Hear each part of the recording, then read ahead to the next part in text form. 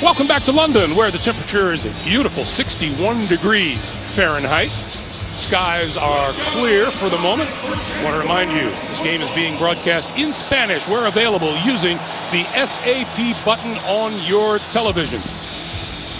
Jacksonville Jaguars have won the toss and they have deferred, which means the Indianapolis Colts and Andrew Luck will get their hands on the football first. Quan Bray and Jordan Todman are deep for the Colts. And Greg, I understand why a lot of people like kicking the ball first, because they can get the ball at the end of the half and then get it coming out in the second half. But as a quarterback, I'd rather get out on the field first. That's what Andrew Luck will get to do, and here we go. Quan Bray will down it in the end zone, and it'll come out to the 25-yard line. On the sidelines with us today, as always, Jamie Erdahl. Jamie. Greg, thank you. Tough news for both quarterbacks today. Blake Bortles is without tight end Julius Thomas. He's dealing with an elbow injury. Did work out this morning, but just not good enough to go. For Andrew Luck, watch the right side of his line today. He will be with all rookies at the center, right guard, and right tackle position because his normal starters, Denzel Good and Joe Wrights, both out with back injuries. Jamie, thank you. Yeah, we're good. Yeah, hey, open next leg. Frank Gore, the deep back. 70. What's that? On first down, it is Gore, and Gore out to about the 28-yard line, a gain of 3. Andrew Luck trying to spark these Colts after an 0-2 start, a dramatic late-game touchdown pass to beat San Diego last week. His first priority, Trent, he told us he has to stop giving away points. Well, and that was the one thing, it's interesting when you talk to a quarterback and the first thing he wants to talk about is the mistakes that he made, and that just tells you the leadership that Andrew Luck has and the respect that his teammates have for him. 170. What's that? Empty backfield on second down. A little pump fake to the near side now, and Gore spun down at about the 32, maybe the 33-yard line by Jalen Ramsey. Injuries on the offensive line, as Jamie noted, has pushed a bunch of youngsters into action. One who's been there from the start, #1 draft pick, the center Ryan Kelly. And Luck's primary target is wide receiver T.Y. Hilton, who caught that game-winning TD pass last week against the Chargers. 3rd and 2. Hey, rock. Yeah. Josh Ferguson is in the backfield with Luck. And you can see the way the Jaguars are stacking the box. Out here to the near side and off the fingertips of Ferguson, and that's a 4th down, and that'll bring out the punting unit. Well, nobody wants to drop a football, but that's a crucial 3rd down there when you have an opportunity, your opening drive of the game. Go ahead and get that catch. You're out in the flat. You had a rub route where you're free out in the flat here. Just bring it in. You literally can fall for the 1st down. That's one he's going to want back. Pat McAfee gets it away, and this is Rashad Green from his own 18. And out of bounds short of the 30-yard line. 13:30 to play, and here comes Blake Bortles. Had an outstanding 2015 season. He threw 35 touchdown passes, 5 TDs so far in 2016, but also 6 interceptions. Well, and it's important for Jacksonville to get off to a good start here offensively. They've fallen behind in too many football games. It's important to get going here early. TJ Yeldon is behind Bortles on first down. And Yeldon will get about 4. It'll be 2nd and 6. On the offensive line, the Jaguars get left tackle Kelvin Beachum back. A concussion 2 weeks ago at San Diego. He's cleared to return today. And Bortles has gifted wide receivers, including Allen Robinson, who led the NFL a season ago with 14 touchdown receptions. He has 2 so far this year.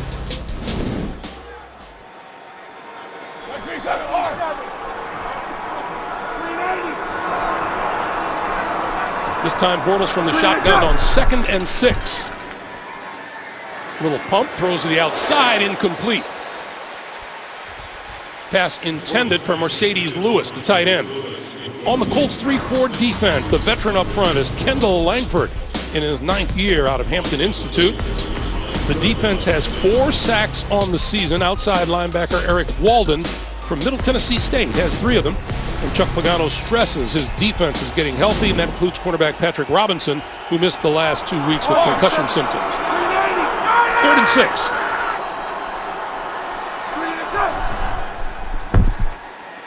They pick up the blitz. Bortles stepping forward and now going to run, and he's not going to get to first down yardage. Well, 3rd down has been a struggle all year for Jacksonville. They're 31st in the National Football League coming into this game, and a lot of it is due to the length that they have it on 3rd down. They need to have more success on 1st and 2nd down here. Bortles nowhere to go with the football, just trying to make something happen. Can't reach the sticks. T.J. Green, the rookie, making the stop, and Quan Bray is deep for the Colts.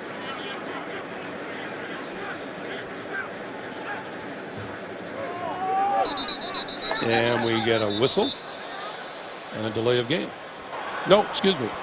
False start, Offside. number 25, offense, 5-yard penalty, still 4th down.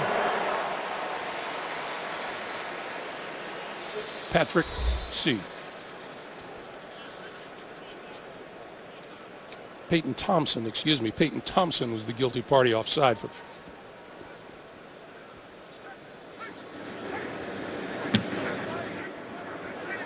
High kick. Fair catch called for. And Bray makes the grab.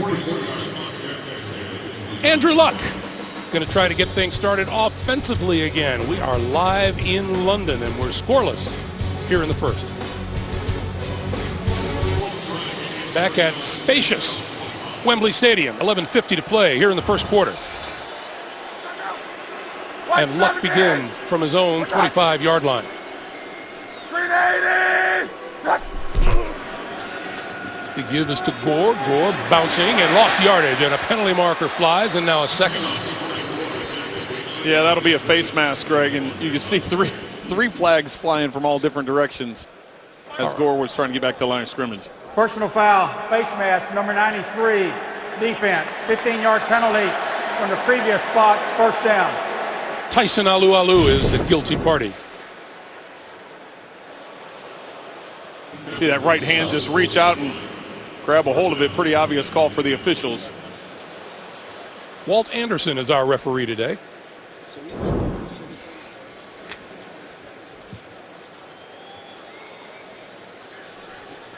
So first down now from the 40-yard line for Indianapolis. Hey, single. 170! What's that? Hilton in motion, but the give is to Gore, and Gore will get a couple. Take a look at the Jacksonville defense. Up front, Jared Odrick is out with a triceps injury today, and Tyson Alualu, he of the face mask penalty, takes his place up front. We'll get to see the promising rookie linebacker Miles Jack, the 2nd-round pick out of UCLA, who starts for injured Dan Skuta. And talk about highly touted #1 pick Jalen Ramsey out of Florida State. He will shadow T.Y. Hilton all day long. Walk. 380! Watch 51.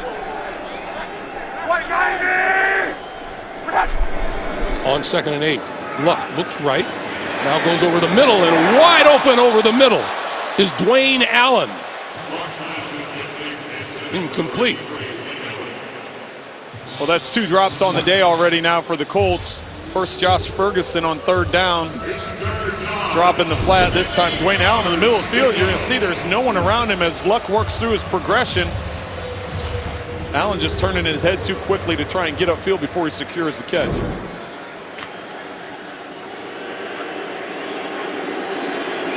So now it's 3rd and 8.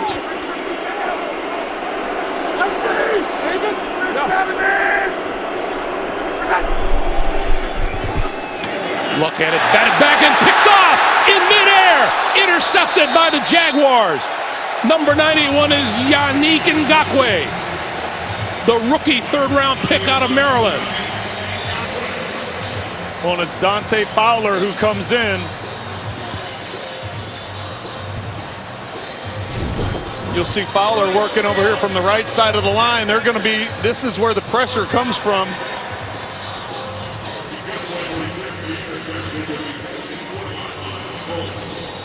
You just see the twist on that side of the field, and Fowler gets that right hand up and is able to tip it up into the air. So here is Jacksonville with the early opportunity at the Colt 24-yard line. Come here. Green and shut. Bortles pulls it down again. And did he just lose the handle, or was it batted down? No, that was batted down, Greg. He went through a progression. He looked over to his left, and he got locked in on. The Colts covered it, and then he tried sliding to his right, getting to his check down, and just by that time the pocket had collapsed. He wasn't able to get it over the line, and that one got batted down as well. He was a little more fortunate than Luck was as far as where that ball was batted to. Kendall Langford got the block. Andrew Luck looking like he's rallying the troops on the sideline. 2nd and 10. This is Yeldon. Yeldon with a big hole up the middle. And bulls his way for looks to be close to a first down inside the 15-yard line.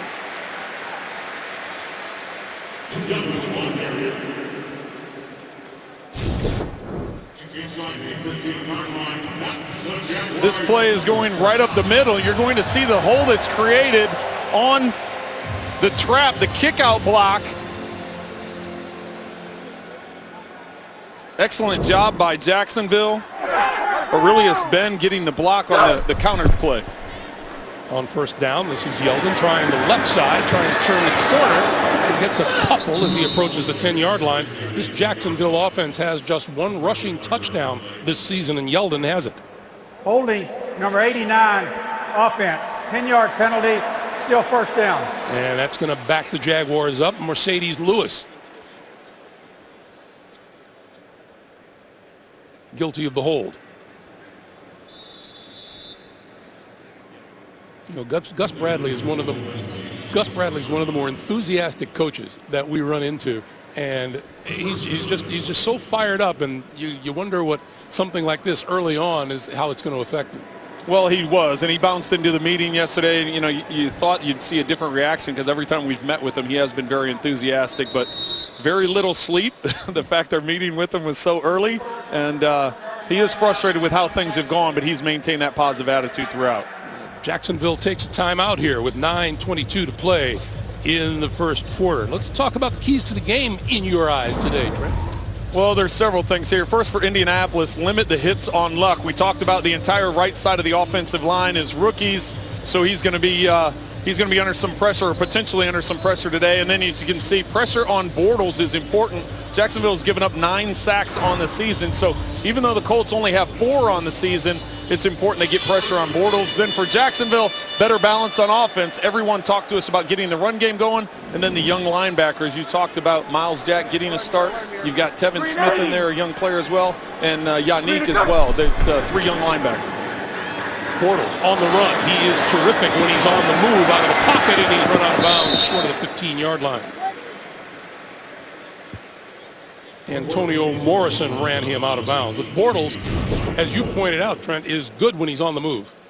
He's a very mobile quarterback. He's one, you look at his size, nearly 6'5", 240 pounds. He's not afraid to take off and run, and using that vision and his accuracy outside the pocket is the best in the National Football League.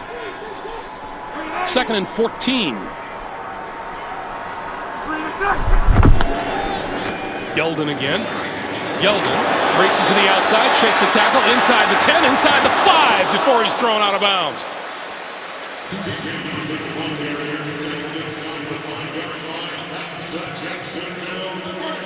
First and goal at the 4. Let's see his possession of the ball. Lost the football at about, see, it bounced out at the 1-yard line.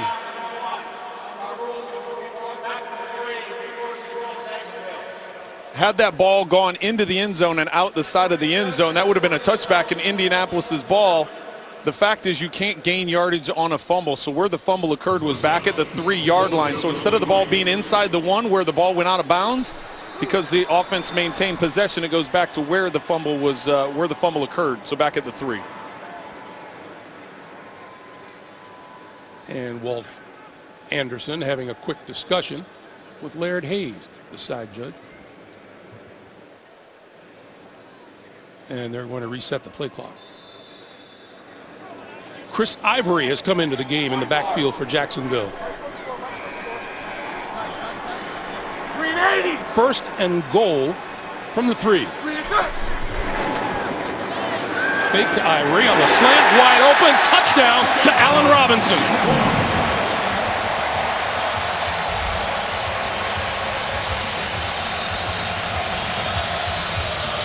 Allen Robinson one-on-one against Cromartie on the outside. Gives him a little bit of a double move.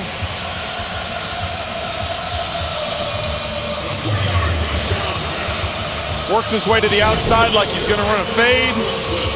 Just crosses Cromartie's face. Nobody to the inside for help. Third touchdown catch of the season for Robinson. Watch how he gets the outside release. Looks like it's going to be a fade. Crosses his face. Bortles on the money with the throw. The extra point try by Jason Myers is good, and with 8:23 to play in the first quarter, Jacksonville in the lead, 7-0. The NFL on CBS is sponsored by State Farm. Talk to an agent today at 800 State Farm. McDonald's. I'm loving it. And by Auto Trader. Find your perfect new, used or certified car on Auto Trader. Jacksonville with the lead. That's rare air for the Jaguars. They have spent a total of 12 minutes so far this season with the lead. 12:04 to be exact. Quan Bray, Jordan Todman deep for Indianapolis. Once again, it was points off of turnovers. Andrew Luck talked to us about that from the Colts standpoint, and that put the Jags in field position. This is Bray, and Bray out across the 35 to about the 37-yard line or so.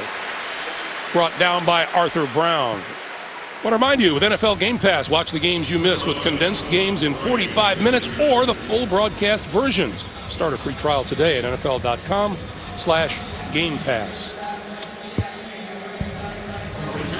So Andrew Luck is probably thinking, Trent, if I could have some guys hold on to the ball here and there, we might be able to do something. Well, yeah, that was unfortunate, that last tip pass, but you're right. He has had 2 balls that were dropped. Both of them would have been first downs. Gore in the backfield. They fake it to him. Luck stepping up and then out to the side. This is Jack Doyle. We have a penalty marker downfield as he's forced out just short of the 40-yard line.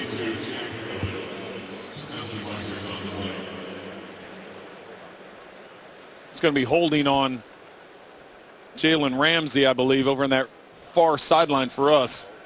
Matched up on T.Y. Hilton. There are 2 fouls on the play, both by the defense. Holding number 31 of the defense prior to the pass. That penalty is declined. Illegal contact number 20 defense, 5-yard penalty, automatic first down. Let's take a look at both of them. Well, this is going to be the illegal bump. T.Y. Hilton on Jalen Ramsey. See the little double move, the stutter. And then here's House on the far side. A lot of hand contact there called with the hold. So it's the second first down of the day by Indy as a result of a penalty. We talked with Jalen Ramsey. It's fair to say a confident young man. When he has reason to be. He's had a productive start to the season and looks to be matched up today quite a bit. First and 10. Matched up quite a bit on T.Y. Hilton. And when we asked him if he was going to be on T.Y. all day, he kind of looked around. And, can I say that? Sure, can I tell these guys this? Do I know this? This is Gore. Gore across the 45 to the 48-yard line. Paul Posluszny, middle linebacker, making the stop.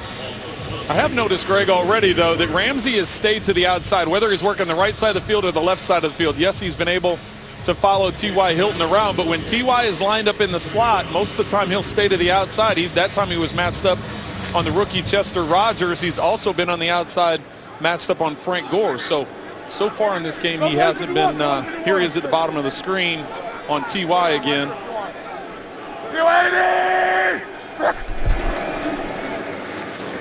Gore once again, and Gore has a first down as he crosses midfield and gets to about the 48-yard line. Frank Gore moving up the charts, an all-time rushing yardage. And he is now 1 yard shy of number 12 all-time, trailing Marcus Allen. He's within range of Edgerrin James and Marshall Faulk and Jim Brown. It's impressive when you think what Gore's done throughout his career. 8 of the last 10 seasons, over 1,000 yards. Just a very consistent back. 70! Luck. Gonna run it. And dives forward to about the 42-yard line. That's a little bit different Andrew Luck than what I'm used to seeing. You can tell he's being smarter with his body here.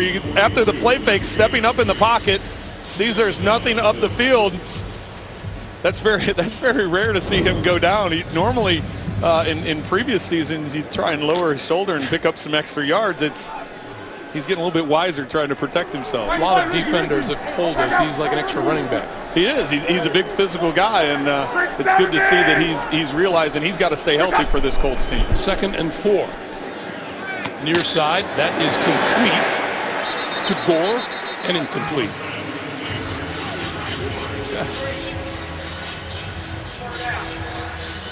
So Colts having problems holding on to the football, and if Andrew Luck can make all the throws, it's not going to do him any good if the Colts can't make the catches. Well, yeah, that's the third one they haven't been able to bring in. And then we talked earlier about the defensive recognition. Because of his mind, he notices what defense do, but that last one, he must protect himself.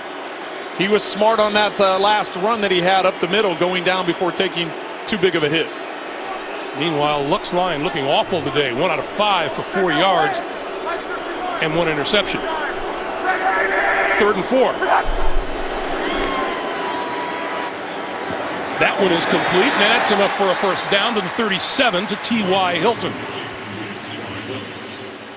And some people may think that's an inaccurate throw because you're making the receiver go down. That's actually the smart place to put that football. When you have 2 defenders squeezing a receiver and you want to protect your receiver from taking a big hit or getting the ball in there and then having the defender knock it out, put it low, put it where he can catch it on his body and keep it away from that from happening, and that was able to secure the catch and get the first down. Can't stress enough that he is behind an offensive line that has 3 rookies up front. 120! Luck with all kinds of time, and inside that's complete to Hilton. And Hilton buried at about the 32.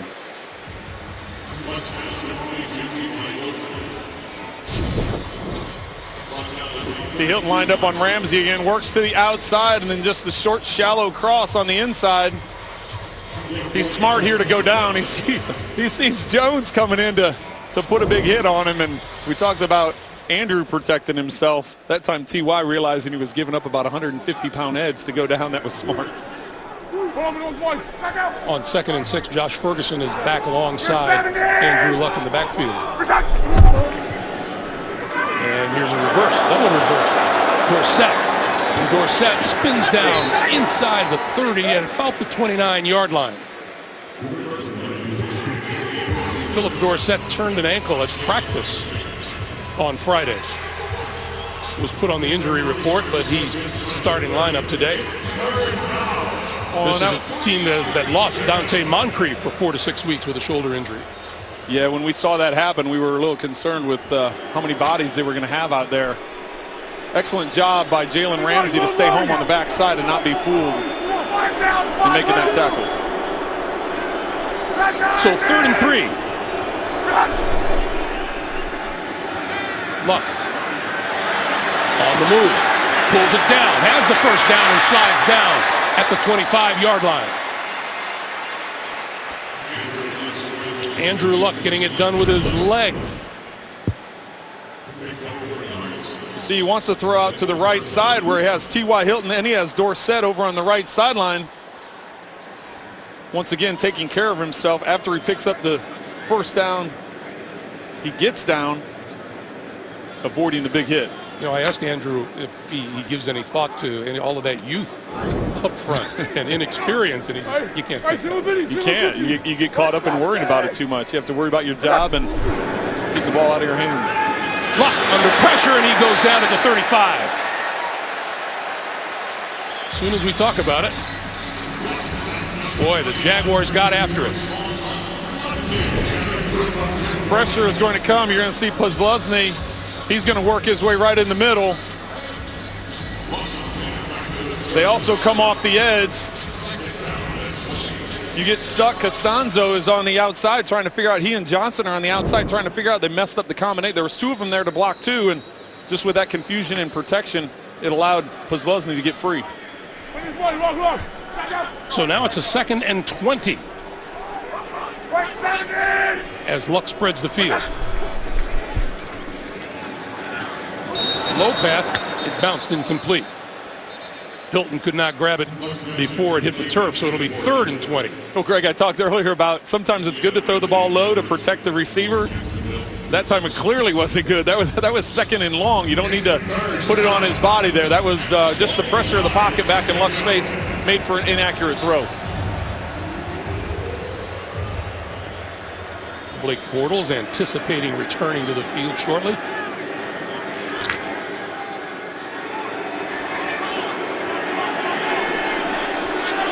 So let's see what Andrew Luck comes up with on 3rd and 20. Short one over the middle and through the arms of Chester Rogers.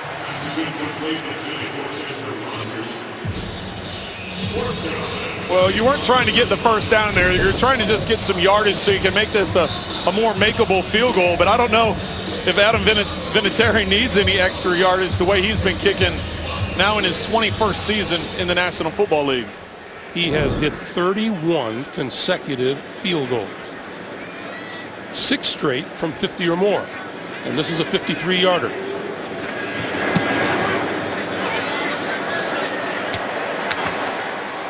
Put another one on the belt.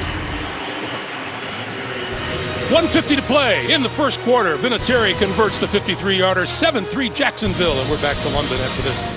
A reminder for you, Thursday, your weekend begins here with the Arizona Cardinals tackling the San Francisco 49ers. Thursday Night Football on CBS, the NFL Network, and Twitter. You'd have to say Bruce Arians probably isn't the happiest camper around the league these days.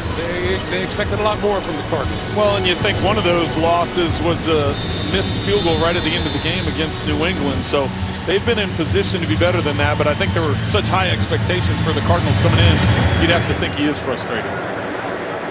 Corey Grant from about the 1.5-yard line. And an opening. And just across the 25 to the 26-yard line. And when we come back, 1:45 left in the first quarter, and Blake Bortles back to work on offense. The NFL on CBS is sponsored by Bud Light, beer with your team on it. And by Nationwide. Nationwide is on your side.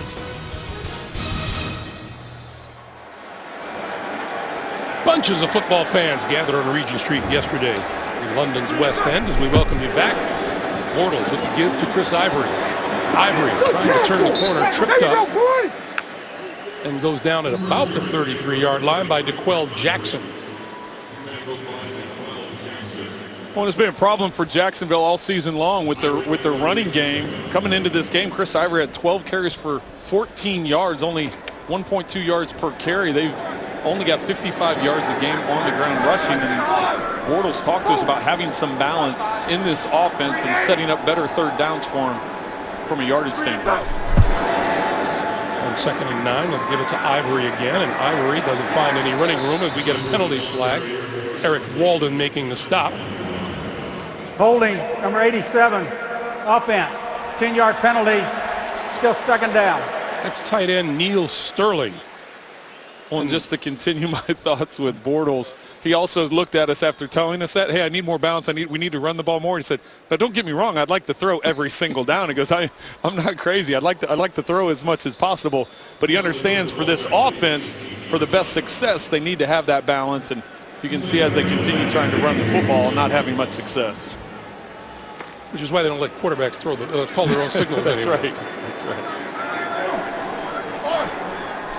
Jacksonville with 41 total yards and 45 penalty yards. Bortles had it knocked down and almost intercepted at the line of scrimmage or behind the line. Hassan Ridgeway, the 4th round draft pick out of Texas. Well, and that's why as a quarterback, you're going to see Bortles here with his eyes out to the right. He comes back to throw the screen to the left, and Ridgeway is right there to jump up and knock it down. Fortunate for Bortles and the Jaguars, that wasn't intercepted. Bortles just 1 out of 4 throwing, but that's a 3-yard touchdown pass. And he's looking at a 3rd and 19.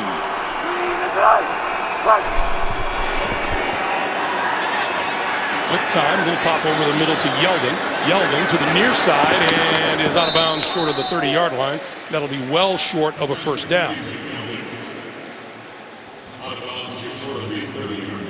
You know, Trent, this is a Jacksonville team that much has been expected of this year. There were even prognostications of Jacksonville winning the AFC South.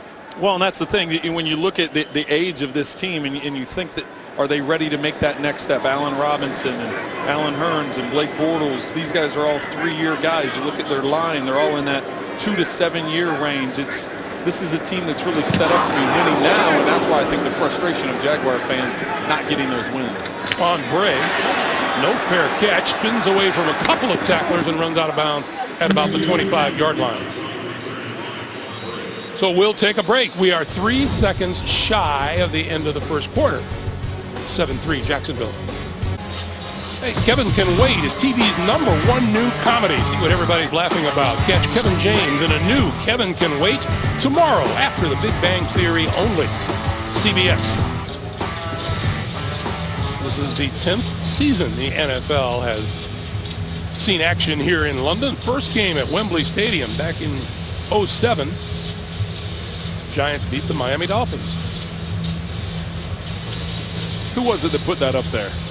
I was on that Miami Dolphins team. We weren't supposed to show that one up there. As the first quarter expires, Frank Gore to about the 30-yard line. So we've come to the end of one here in London. They'll change ends. We'll take a break. 7-3 Jags. Welcome back for the start of the second quarter. Jacksonville leading the Colts by a 7-3 score. And Frank Gore lifting himself up the charts with that run out to about the 35-yard line. It'll be just short of a first down. But Frank Gore has now passed Marcus Allen for 12th place all time.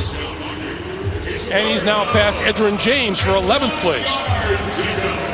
Well, if you look at all the names on that list, it's impressive. And he's going to continue to pass names just today. He'll pass a couple more Hall of Famers ahead of him. Marshall Faulk in his sights. Jim Brown is a possibility. Gore again. Looking for the first down, and he appears to have it as he nudges the ball across the 35 to the 36-yard line.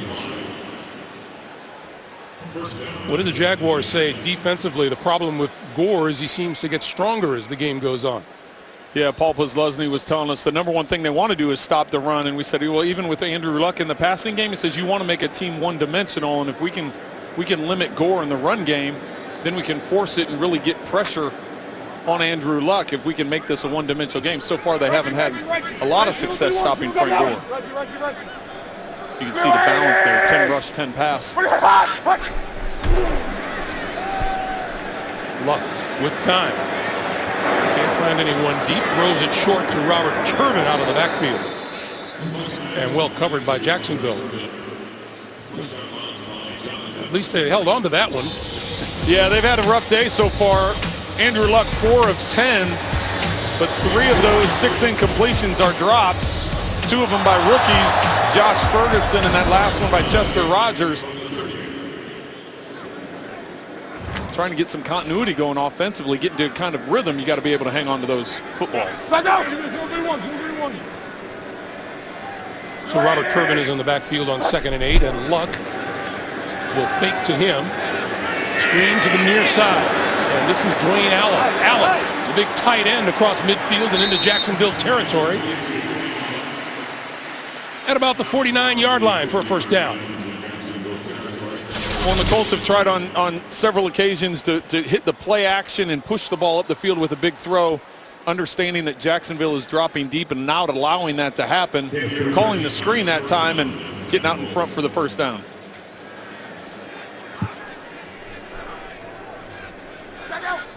So the Colts in Jacksonville territory from the 49, a first down. Josh Ferguson. Very little yardage, maybe one. Roy Miller and Senderick Marks making the stop.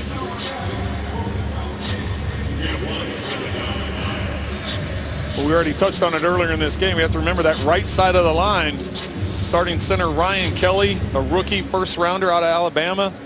Filling in at guard for Denzel Good is Austin Blythe, a 7th-round pick out of Iowa. And for Joe Wrights is Joe Haig, a 5th rounder of North Dakota State. So 3 rookie offensive linemen. White 16! Where's that? Luck under pressure and going down again. Actually stood up. Yannick Ngakoue. Ngakoue with his 3rd sack of the season. He's the 3rd-round draft pick out of Maryland. You're going to see it just coming off the edge. He's just working around the outside, going one-on-one against Anthony Costanzo. You see him dip that arm and get underneath. Andrew Luck had no chance to get rid of the ball. The quick whistle prevents Luck from getting slammed to the ground. You know, we keep looking at that inexperience on the right side, but as you mentioned, he's had a lot of the problems coming from the left side. Yeah, the pass protection, the miscommunication on that left side from an earlier hit he took. Luck going to pull it down, now toss it, incomplete. Penalty marker flies. It's intended for Chester Rogers, covered by Devon House. Well, Devon House had way too much contact with Chester Rogers. Pass interference, number 31, defense. First down at the spot of the foul. The officials will let you get away with a little bit of incidental contact, but, well, that was a grab of the face mask. Now you're grabbing the entire left arm. Easy call for the officials.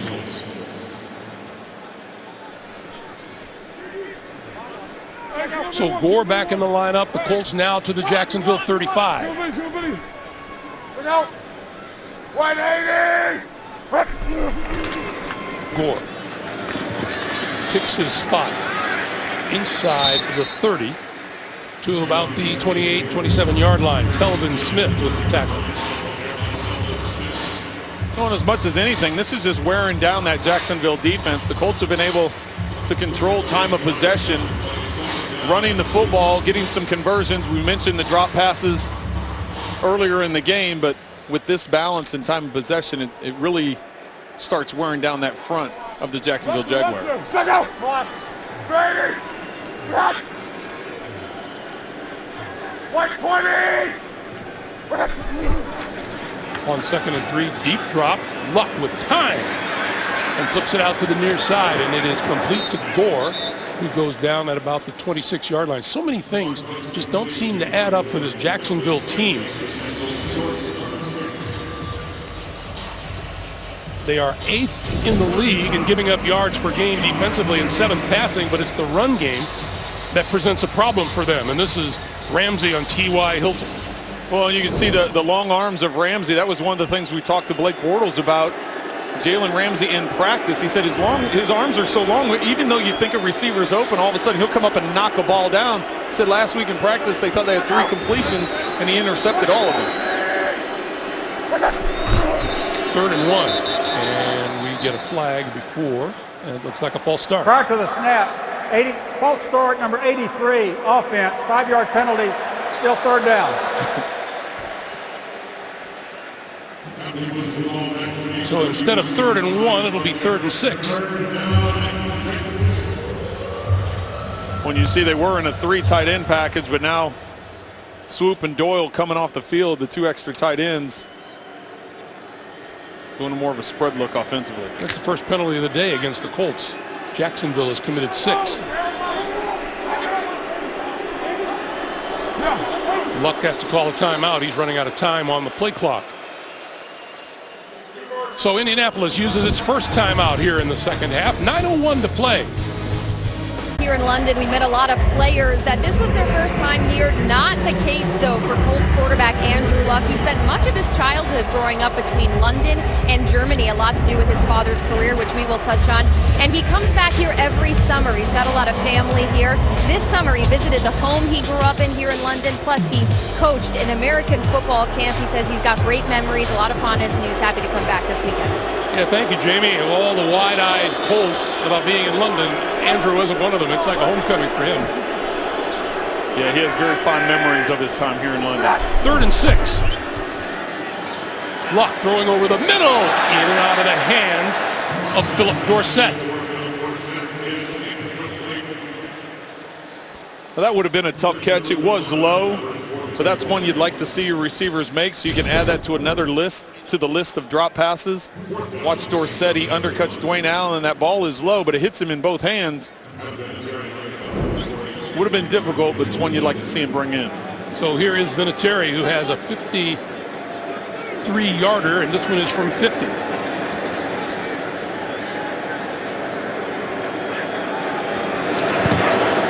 On its way. And got it inside the upright. That's his second of the day. 7-6 Jaguars. This is the NFL on CBS. The NFL on CBS is sponsored by Geico. 15 minutes could save you 15% or more on car insurance. CenturyLink, your link to what's next. And by Buffalo Wild Wings. Wings, beer, sports. 8:53 to play in the first half. Jacksonville's lead is down to 1. Number 4 is Adam Vinatieri, 43 years of age. Just hit his 33rd straight field goal, his 8th from 50 yards or more. Corey Grant will down that in the end zone. It'll come out to the 25-yard line. And let's take a look at our next-gen stats and talk a little bit about Blake Bortles and what he's good at and what he's best at. Well, Greg, earlier in the game we talked about Bortles and his accuracy outside the pocket. This is going to show that accuracy on next in only 60%, 28th in the NFL inside the pocket.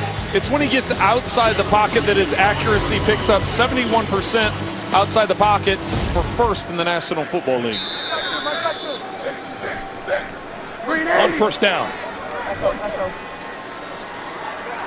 From the 25-yard line, T.J. Yeldon in the backfield, but Bortles to throw. On the move.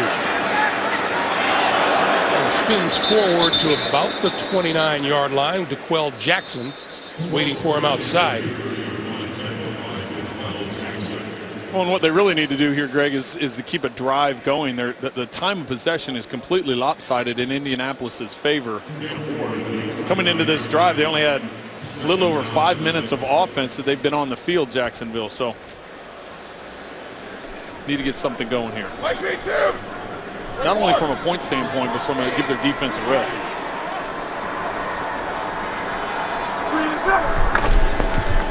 This is Yeldon. And Yeldon with some running room up the middle and has a first down across the 35 to about the 37.5-yard line.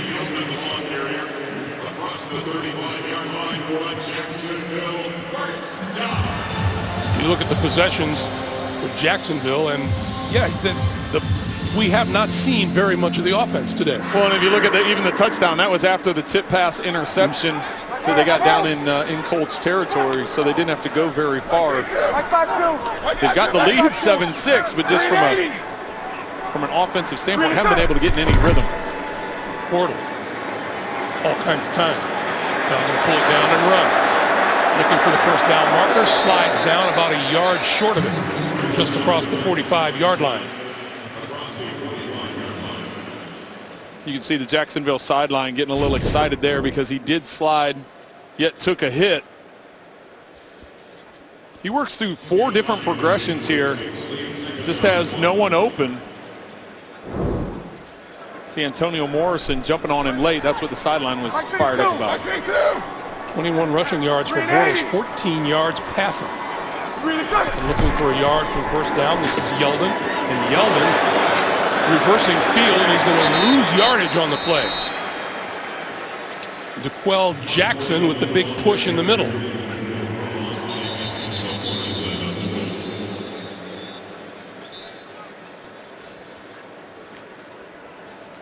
That's not a good sign for Jacksonville. It's Luke Jokel, the left guard, who is on the ground. They will look at him and we'll take a break. 6:40 to play in the first half. Luke Jokel was just helped off the field, walked off under his own power, and straight to the locker room. We'll advise you when we know more. Meanwhile, 3rd and 4 for Jacksonville, and Bortles to throw. Over the middle, got his man. Penalty marker is thrown. Allen Robinson with the catch, and he's going to be marked down. Well, let's check the flag.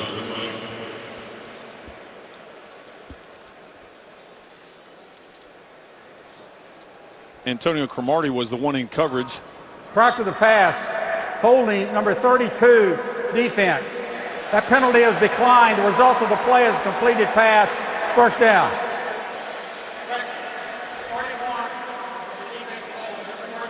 31, Antonio Cromartie was guilty of the hold.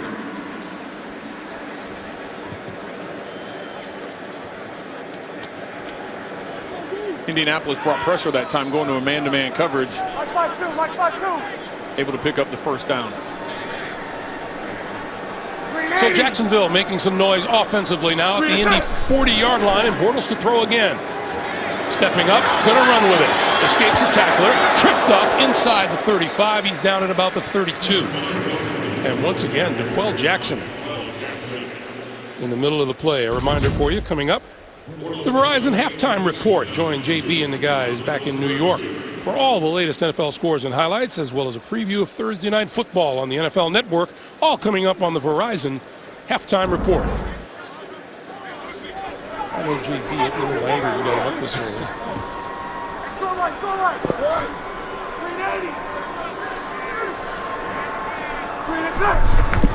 Bortles, quick slant. And that's complete to about the 25-yard line to Robinson once again, and a flag is thrown in from the defensive secondary.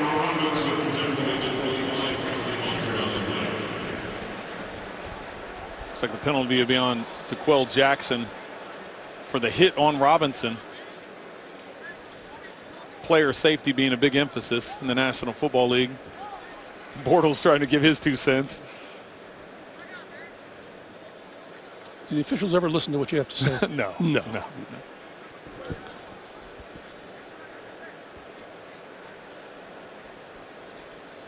Well, they're giving this one a good long conversation.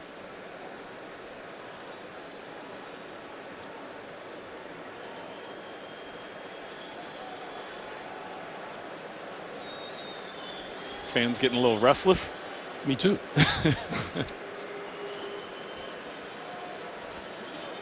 Take a look at the hit. See Robinson coming from the left there. There are fouls by both teams. Personal foul, unnecessary roughness, number 52, defense. After the play, unsportsmanlike conduct, taunting, number 15, offense. Both fouls will all set. We'll replay, second down. So DeQuell Jackson of the Colts and Allen Robinson of the Jaguars.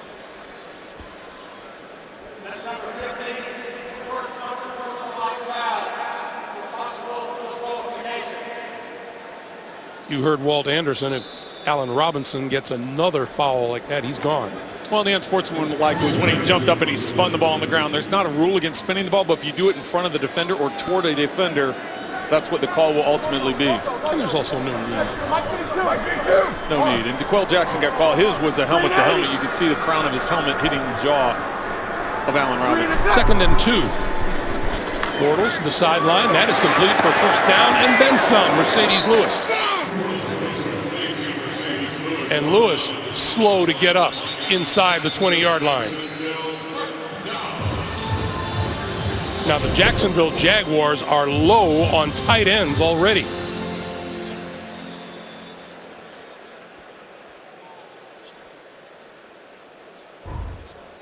The NFL on CBS is sponsored by Domino's.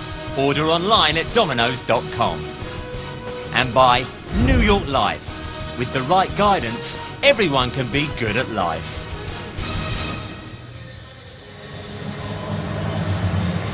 You're looking at the north end of the Palace of Westminster in London as we rejoin you with 4.5 minutes to play here in the first half. Bortles to throw. Up the middle. Incomplete, close to being intercepted near the goal line. And Cromartie is going to walk off holding his right arm gingerly.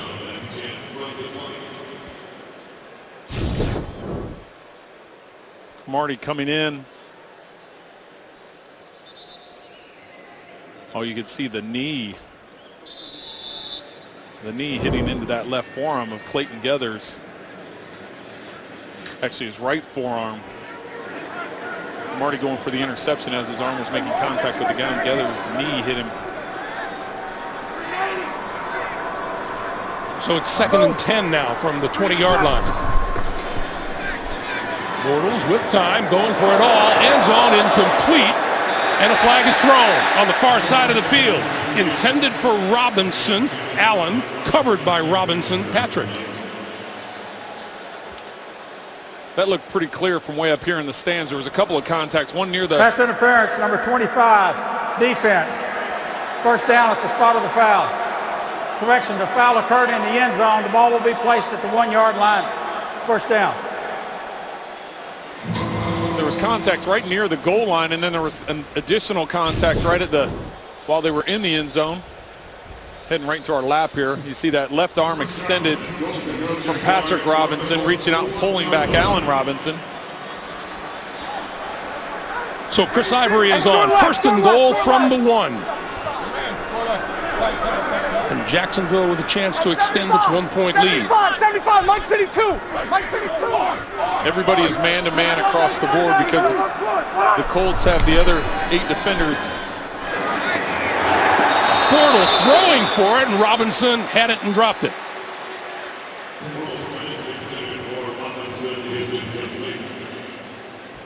One with Cromartie out of the game. Geathers was one-on-one with Allen Robinson to the outside. This is one Robinson should have caught. You're just working to the outside like you're going to run a fade, and then it's a throw to that front pylon, a timing throw. Just not able to catch it. Ivory, the fake to him. Bortles to the end zone for the touchdown.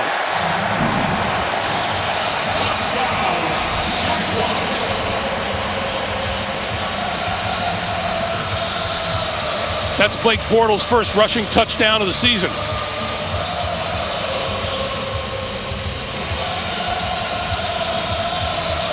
Watch the defense collapse. Blake Bortles is just reading the defensive line, the outside pressure that the Colts are bringing. You see both come off the edge here. Bortles keeps it, runs to the outside. Easy touchdown for Jacksonville.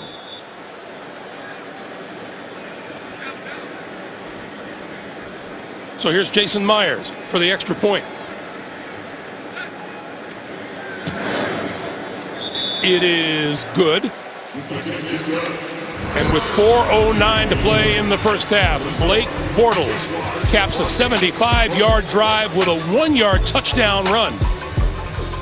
It's 14-3. Team 6, Jacksonville. 14-6, Jacksonville leading the Colts. On Friday, the Jaguars hosted a Jag Tag event at Allianz Park here in London. Jag Tag, the simplified version of American touch football tailored to a UK audience. Over 30 secondary schools and 1,000 kids are playing this version of football as the Jaguars have employed a growth by participation strategy since the inception of the initiative in 2015. It's worth noting, Jacksonville is committed to playing a game here in London all the way through the 2020 season. Well, you can see the reaction of the fans. I know as we went around town the last couple days, there's a lot of enthusiasm for American football. This will sail through the end zone and come out to the 25-yard line, and we go down to Jamie. Greg, thank you. Mercedes Lewis is having a lot of work done on his hip right now. He has stayed on the sideline, though, for Jacksonville. Secondly, Luke Jokel has been downgraded to doubtful with that knee injury. Now, Ryan Kelly for the Colts did come back out of the locker room. I haven't heard what his ailment was yet, but keep in mind, those are 3 rookies on the line. If he did have to come out again, it would be LaRaven Clark that would insert into that offensive line, another rookie. Yeah, thank you, Jamie. And things are getting a little thin on that offensive line for Chuck Pagano. This is Frank Gore. Changes direction. Look at all the room he has in the near side. Across the 40 and out of bounds at about the 42-yard line, thrown out by Miles Jack. Interesting to talk with Paul Posluszny yesterday, and he's been tutoring Miles Jack, and he says, and I know he was drafted to replace me. Well, and he said that's the tough part about it. When you're a veteran player now in his 10th year, he understands when they make a draft pick like Miles Jack. And he said, ultimately, it ended up making me a better player. I was focused in on giving him the details of it, and he's having, as Coach Gus Bradley told us, he feels his best season here in Jacksonville, or to the start of his best season here in Jacksonville. 160!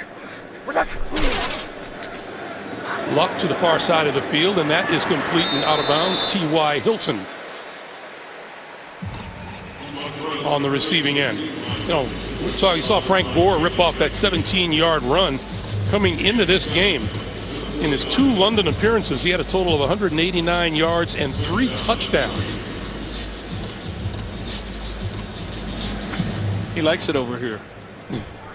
What's he already at? He's already at 52 yards rushing. 9 carries, 52 yards. 160!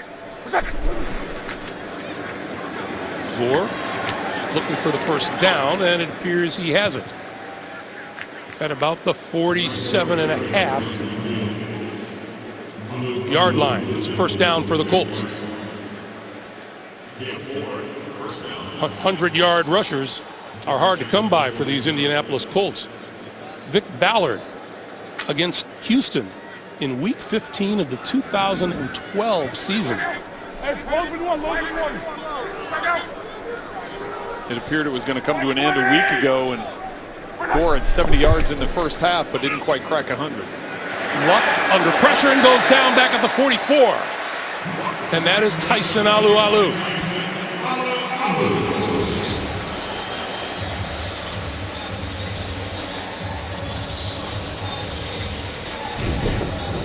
Alu coming in for Audric, who's injured, wasn't able to play today.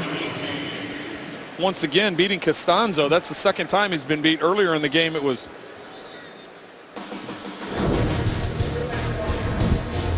been an odd first half in a lot of ways. 2-minute warning. 2 minutes to play in the first half. We told you earlier, Jacksonville had been in the lead in their first 3 games, a total of 12 minutes. Today, it's been almost 21 and a half minutes. Luck flips it to the near side. Ferguson with blocking in front of it.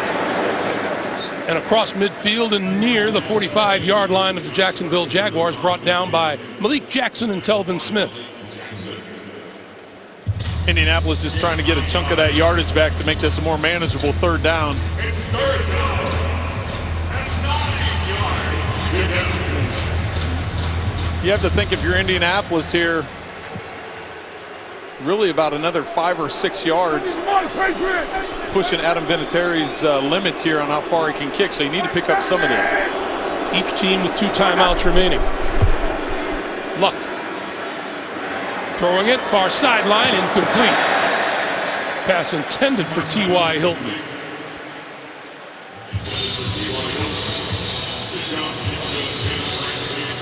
T.Y. Hilton hasn't been thrown to a lot today. Well, and Jalen Ramsey right there, you can see him, number 20. He falls off on that route, and he lets Chester Rogers go on the deep post. So after that throw was made, Andrew Luck grabbed his head and couldn't believe he made it, but it was more Ramsey just out there reading the throw. Rashad Green is deep for the McAfee punt. He'll let it bounce, and it rolls into the end zone for the touchback. So 1:06 remaining in the first half. Tomorrow on CBS, the Geniuses are back. Don't miss the 2-hour season premiere of the hit drama Scorpion tomorrow at 9, 8 Central, only CBS. Well, Greg, I talked about this at the kickoff that Jacksonville, by kicking off, they had a chance to double dip, get some points at the end of the half, and then get the ball coming out in the second half. So this sets up perfectly for them with 1:06 to go, 2 timeouts. They can go and down, try and get themselves in field goal position heading into the half.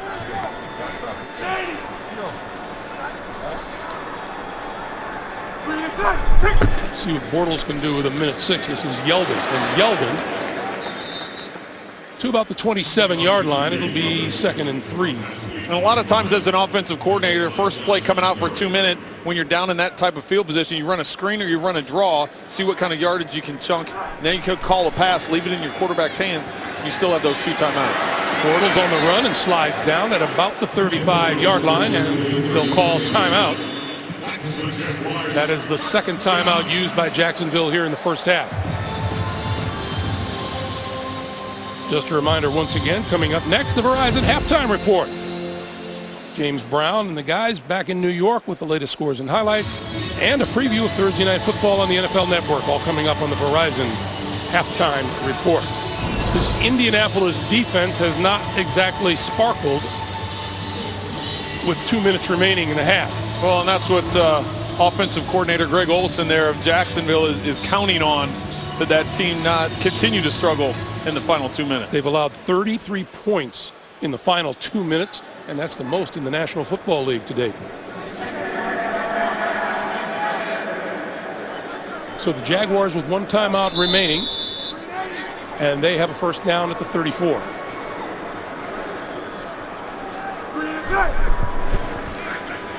Bortles looks right, throws right, complete and out of bounds to Marquise Lee. 3rd-year wideout out of USC. It's his first catch of the day. And it stops the clock with 36 to play. You see who pushed him out of bounds, Antonio Cromartie, who's back in the game after suffering that arm injury. Colts trying to bring pressure, brought off the right slot. Bortles reading it and getting to the outside away from the roll safety.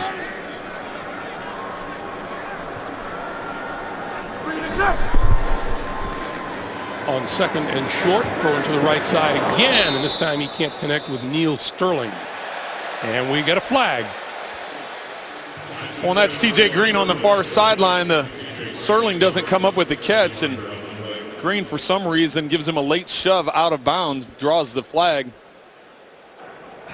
Personal foul, unnecessary roughness, number 32, defense, 15-yard penalty, first down. Talk about giving the offense a major boost in crunch time. Well, 32 seconds and 1 timeout left, and you have them still on their side of the 50-yard line. Now with this 15-yarder. If I read Chuck Pagano's lips right, he said that was stupid. He would be right. Yeah. Hey, going over here. You got 3 down over here. Mike 57. So Bortles and the Jaguars now from the Indianapolis 42. 5-0, yes, sir. 380.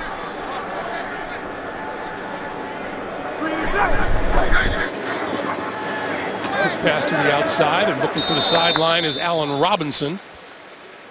28 on the clock. It's interesting. They continue to go to Robinson, who's in man-to-man coverage, press coverage with Cromartie on the far side of the field. Vontae Davis has been matched up with Marquise Lee, but he's in off coverage just looking back at Bortles. Bortles continues to go to Robinson. They have a good connection going so far.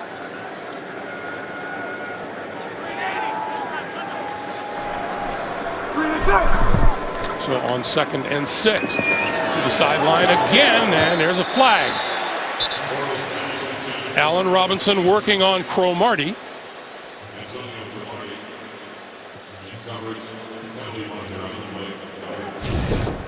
Pass interference, number 31, defense. First down at the spot of the foul. Not much doubt about that one. Well, not only did he wrap the right hand around his back and turn him, but then you saw the jersey extend with that left hand when he grabbed onto him. So each team has 3 first downs by penalty in this first half. 24 seconds on the clock. Still 1 timeout, so you can use the whole field. You don't have to get it out of bounds. Bortles pulling it down and can't break free this time. He is down at about the 28, and they use their timeout to stop the clock. Well, that's the one thing you can't do, because now you're wasting that timeout.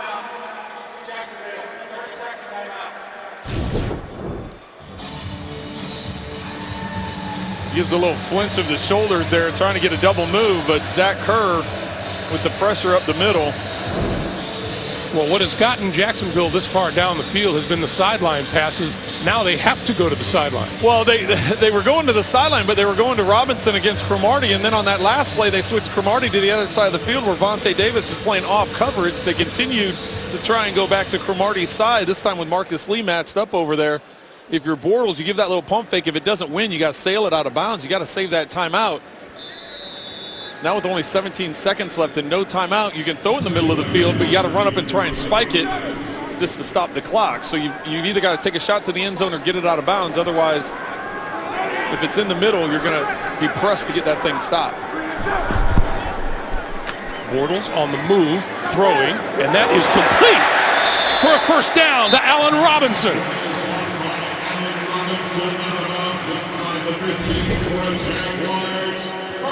We talked about Bortles' accuracy. Once he gets outside the pocket, he's first in the National Football League.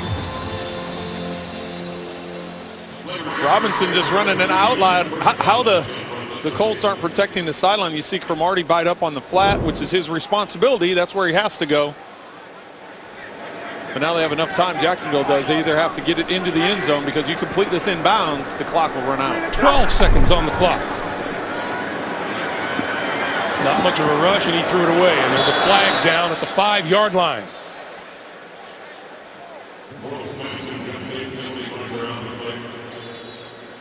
And this is going to be against the Colts again.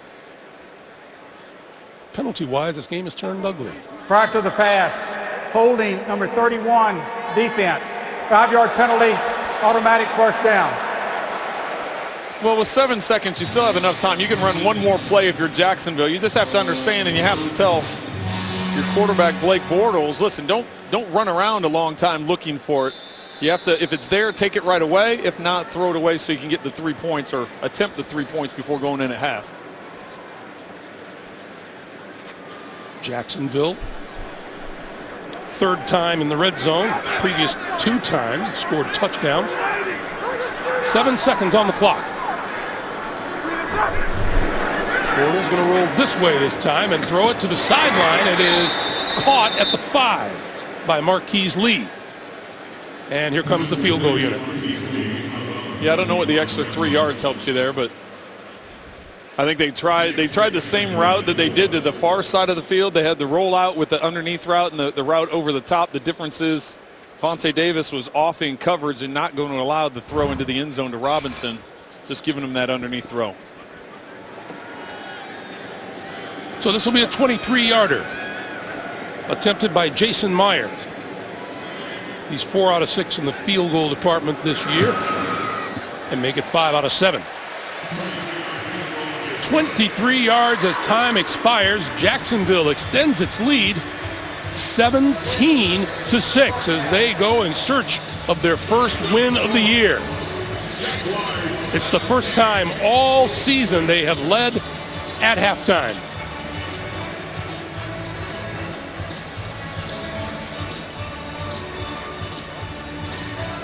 And Blake Bortles had looked pretty decent down the stretch of this first half. Let's go down to Jamie.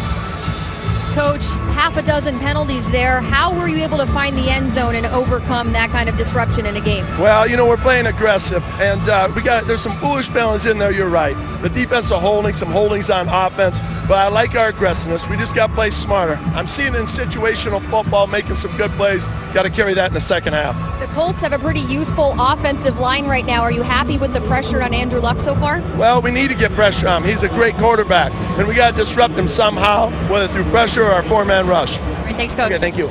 Jamie, thank you. That is the end of the first half here in London with the score 17-6 in favor of the Jaguars. Back with the Verizon halftime report after this message and a word from your local station. You're watching the NFL on CBS.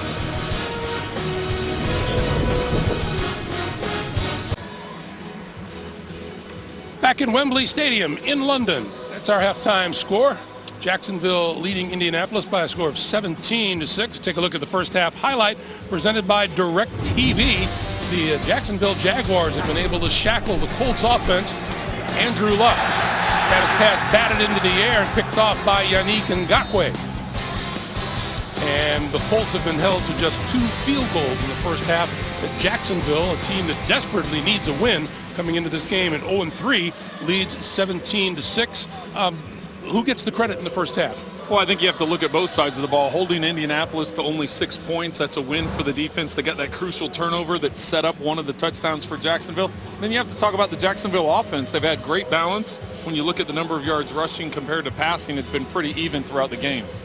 What did you think about the whole outlook of the game? How did everybody perform for you? Well, I think it's the keys when you look at what Indianapolis limit the hits on Luck. That has not happened today. They've been able to get a lot of hits on Andrew Luck, not necessarily sacks, but hits on Luck, and then the pressure's on Bortles. Bortles done a good job of getting outside the pocket. He's got good rushing yardage there and better balance on offense. I just mentioned that, the balance between the run game and the pass game. And the young linebackers for Jacksonville, as I said, Indianapolis has been able to, they haven't put many points on the board, so the linebackers have done their job. We showed the play of the first half with the tip ball interception. Those were both linebackers, young linebackers that were involved in that.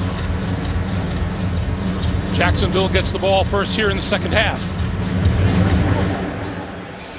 And Corey Grant can have a chance to run this one back from the 1. And right up the middle, and across the 25 out to about the 28-yard line, we go down to Jamie.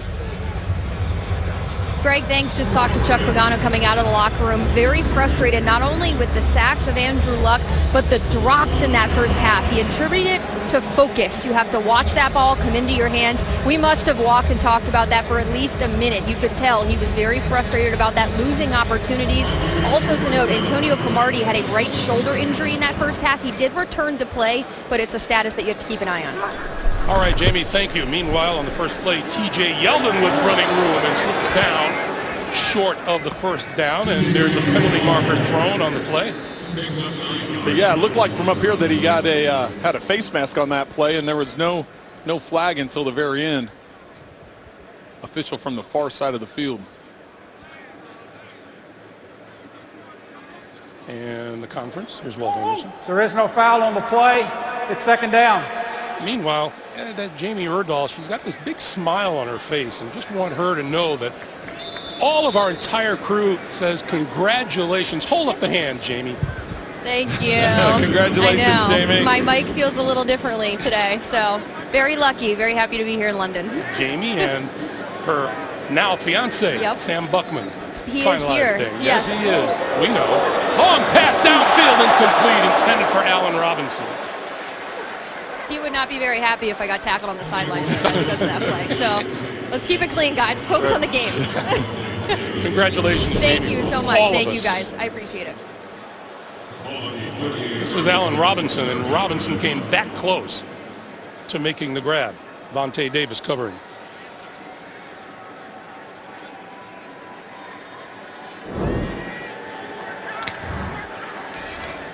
So it's Jacksonville with short yardage from their own 38. Bortles on the move, throws wide open, Marquise Lee, and Lee across midfield and out of bounds. So another good chunk of yardage for the Jacksonville Jaguars, who are looking a little bit more like the team their fans expected coming out of the gates this year. Well, it'll be 3rd and short here. He fakes to Ivory, and that gets the defense to flow. And with Lee coming behind the line of scrimmage, he gets lost by the defense. And once again, Bortles on the move, showing great accuracy. Just has to flip that out to the flat and let Lee do the rest. 13 yards and a first down. Green 80. Green is up. Ivory in the backfield. Ivory with the handoff. And Ivory dancing his way clear for about an 8-yard pickup to the 41-yard line. Patrick Robinson making the stop. Chris Ivory had a career-high 166 yards rushing when he was a member of the Jets against Miami last season. Well, we keep talking about balance on offense for the Jaguars. Give credit to offensive coordinator Greg Olson. The way he's mixing things up, he's moving Bortles around in the pocket, getting him outside with rollouts and bootlegs.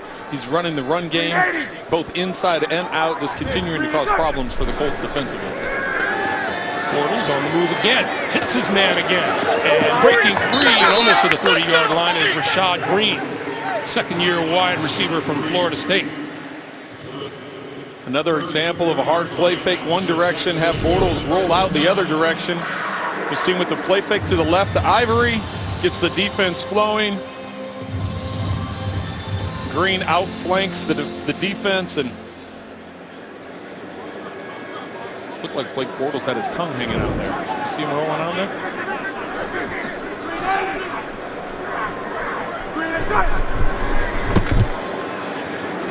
Bortles lost the handle on that one. Looked like an incomplete forward pass.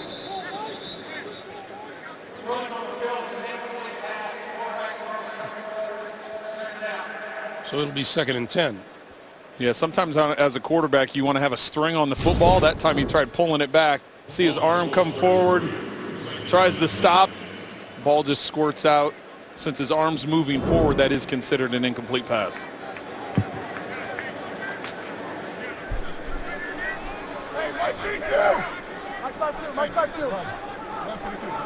Bortles so far today, 10 of 17 for 96 yards and a touchdown. Quick pass to the near side. This is Alan Hearns.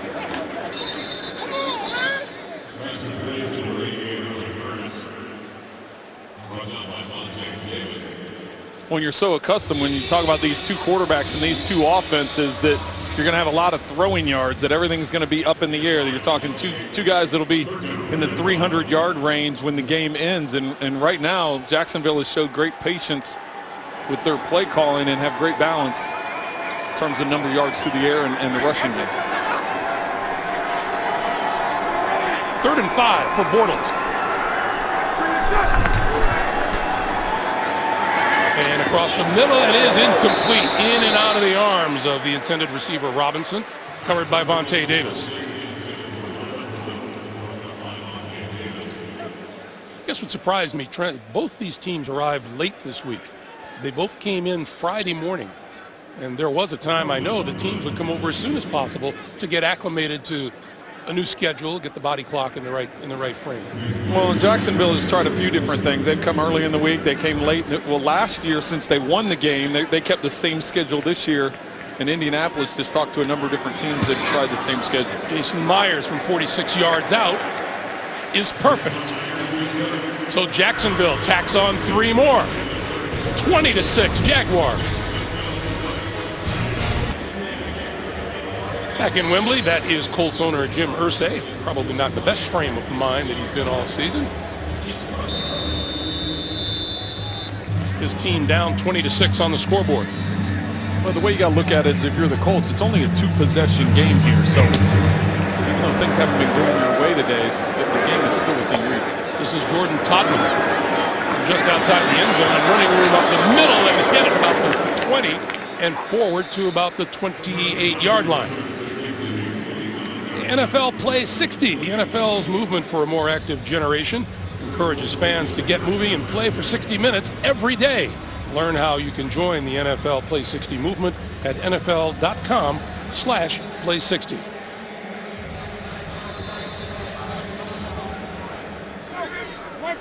So Frank Gore is in the backfield, and now is about the time that you want to see Andrew Luck start something. This is Gore. And Gore has been solid on the ground. Well, Indianapolis in the first half had less than 100 yards of total offense, even though Frank Gore was running the football well. Just that through the passing game, they haven't been able to have much success. Net passing yards in the first half, only 22 yards. Some of that due to the hits that Andrew Luck, the sacks that Andrew Luck was taking. By the way, Luke Jokel, the left guard for the Jaguars, hurt his knee in the first half. He is now ruled out for the rest of the game. And Gore again, and this time Gore stacked up pretty good.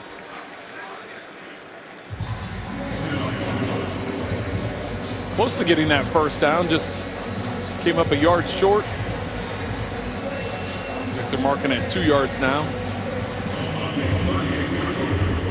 You know, another thing that I thought was really interesting when Andrew Luck, we were talking with him, well, who calls the signals on the offensive line? And he said that Ryan Kelly, the rookie center, did with some help from Andrew. You got to think, well, does that draw from what Andrew does out there, and does it have an effect on him?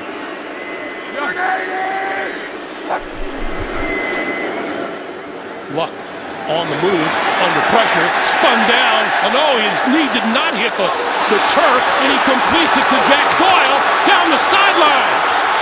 Doyle bumped out inside the 15 by Prince Amukamara.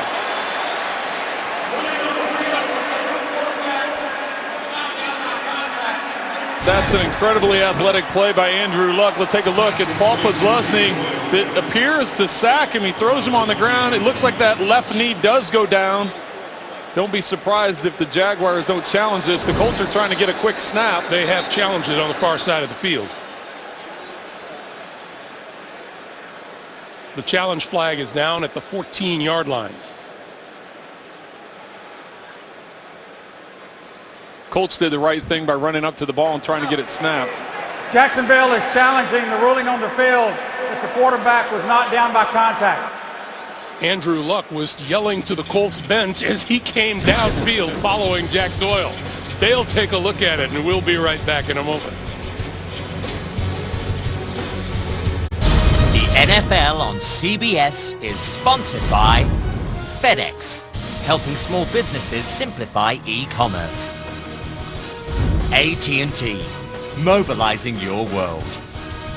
And by Genesis, take a breath of fresh luxury. When both teams retreat to where the ball was snapped previously, you kind of get an idea. After reviewing the play, the quarterback's left knee was down. He was in contact. It'll be 4th down at the 25-yard line. The game clock will start on my signal. Another indication is that the Colts had the punter, Pat McAfee, out on the field already. Well, I think part of the question was going to be, where was the knee, and when was it on top of the ground, or was it on top of Posluszny's leg? And it clearly was on the grass. Quick thinking by Andrew Luck just didn't work. Yes, didn't get the ball snapped in time. And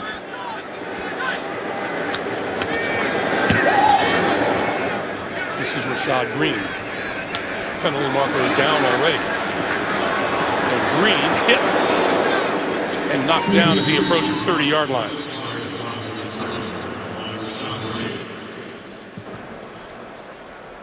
On the challenge, Jacksonville is not charged with a timeout.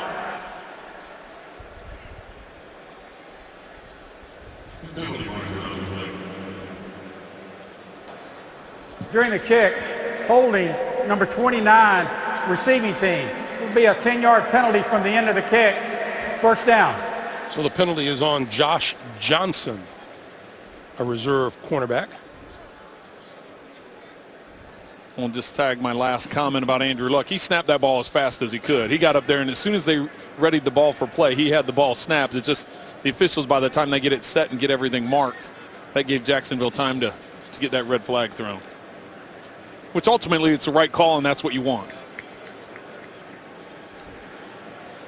So the line of scrimmage will be the 11-yard line.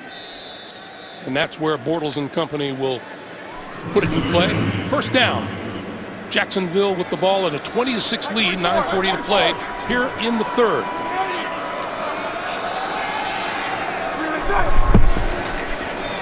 Bortles lost the ball, and now it's bounced off of Marquise Lee, and they're going to want to make sure that that wasn't a lateral, that it was indeed a forward pass.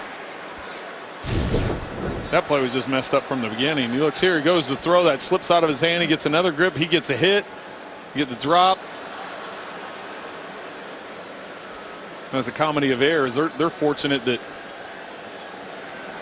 it's just ruled an incomplete pass and they move on to the next play.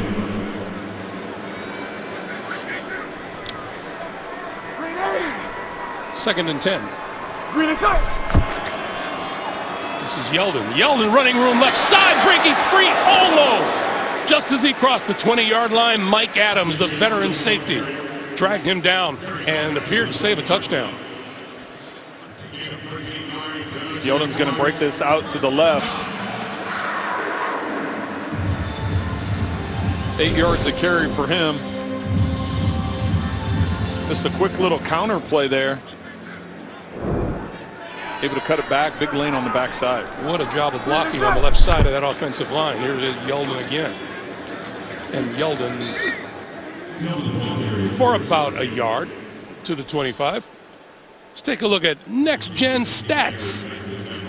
Well, the next gen, we talked earlier in the game about Blake Bortles, his completion percentage in the pocket, his completion percentage out of the pocket here. It's pretty weighted when you look at what he's able to do. His rushing stats, 37 yards rushing, and his accuracy he's shown outside the pocket. Bortles running out of time. Still looking for running room and doesn't find any. And then there's a late flag thrown in. Akeem Ayers in on the tackle. Let's see if there was an extra hit in there.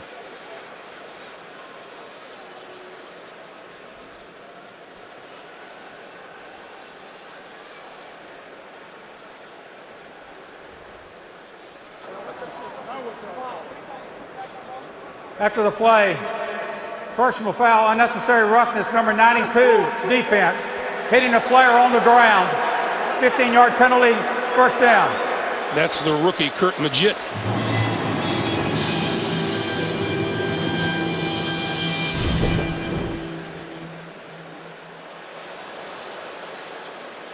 Bortles down. Wow, a couple of late hits in there, but Majit was the first right there. Well, he knew he was bad. When you go to get up off the pile and you're like waving towards the official like, no, don't throw it.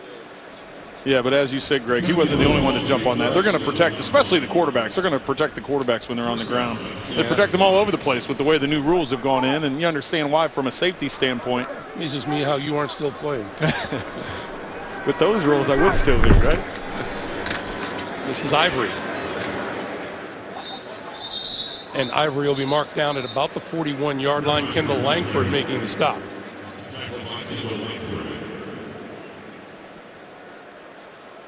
There's a little talking going on there at the end of the play.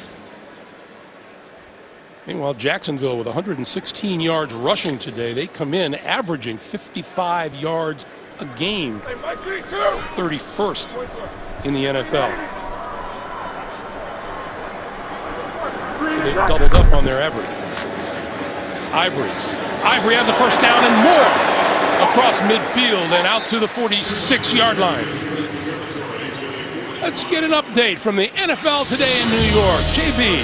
Greg Gumbel, just a few moments ago, it was confirmed that Jimmy Garoppolo will be inactive for the New England Patriots today. The starter will be Jacoby Brissett. Backing up the wide receiver, Julian Edelman. He'll be the backup quarterback. Of course, the Patriots hosting the Buffalo Bills. Back to Greg Gumbel, Trent Green, and Jamie Erdahl. All right, JB, thank you. We saw Jimmy Garoppolo a couple of weeks ago, and he got hurt. And we asked Bill Belichick who his third quarterback was. He said, I don't want to talk about it. Well, Jackson wraps up Ivory. He had no interest in sharing who his third quarterback was. Can you blame him? No. A lot of coaches don't want to talk about it. Because it's usually, in this case, a wide receiver or a punter or running back or something like that.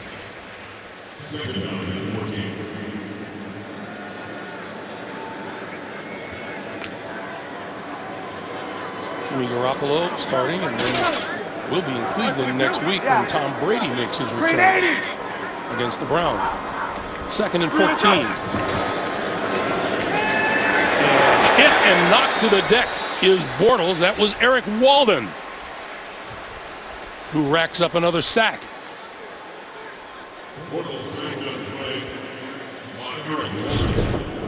Pressure the Colts are able to get coming into this game. Bortles has been sacked 9 times. He's found a number of different ways to escape the pocket. We just showed that in the next gen stat, his rushing yards. Some of that's coming off of pass plays. This time, Walden just coming off the edge and getting the sack. Bortles has been sacked 3 times today. Andrew Luck has been sacked 4 times. And this is Bortles with time. And right on the button to Allen Robinson. Inside the 40-yard line, Robinson had just turned to look at the receiver, and the ball was there. However, short of a first down by about 3 yards. Well, and that's the gray area here. You know, you punt it from inside your own 40 to go ahead and try a field goal, which will be a 57-yarder. It's that gray area where a lot of coaches make a decision. It looks like Jacksonville is going to go for it. As Gus Bradley feels he's got a good thing going in his offense today. 44, Lucy. T.J. Yeldon in the backfield.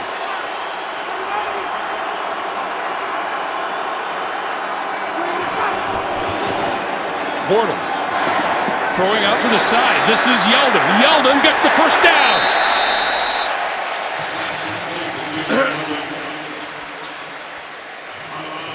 T.J. Yeldon did a really good job of first maneuvering to make the catch. Yeah, I think the catch was more impressive than the hurdle. The fact that it was behind him. Blake Bortles looking out to his left, and the check down over the middle makes Yeldon spin all the way around. And then he leapfrogged Rashad Melvin. So first down for the Jaguars. And they'll give it to Chris Ivory, and Ivory makes his way to about the 31. They'll mark it closer to the 30 now, and it'll be 2nd and 5.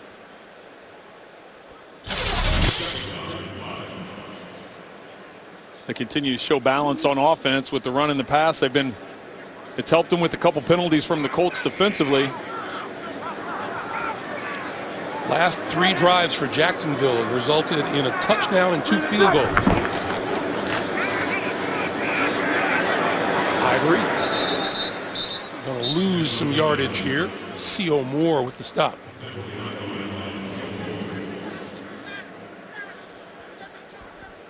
So he lost a yard, and it'll be 3rd and 6 now. Well, Jacksonville getting up to the line in a hurry. They changed personnel group, so you can see the officials still standing there. The reason for that is you have to give the defense to match personnel changes from an offensive standpoint. You can't quick snap them. Bortles thrown to the sideline, incomplete off the hands of Robinson. And Melvin was covering there. So now it's 4th and 6, and that will bring the field goal unit on. So there's a lot of contact at the top of this route. With Cromartie in coverage, there was a few flags thrown that time. I'm sure Jacksonville thinks they could have thrown another one there on Melvin. So here is Jason Myers, who has been good from 23 and good from 46. This one will be 49 yards.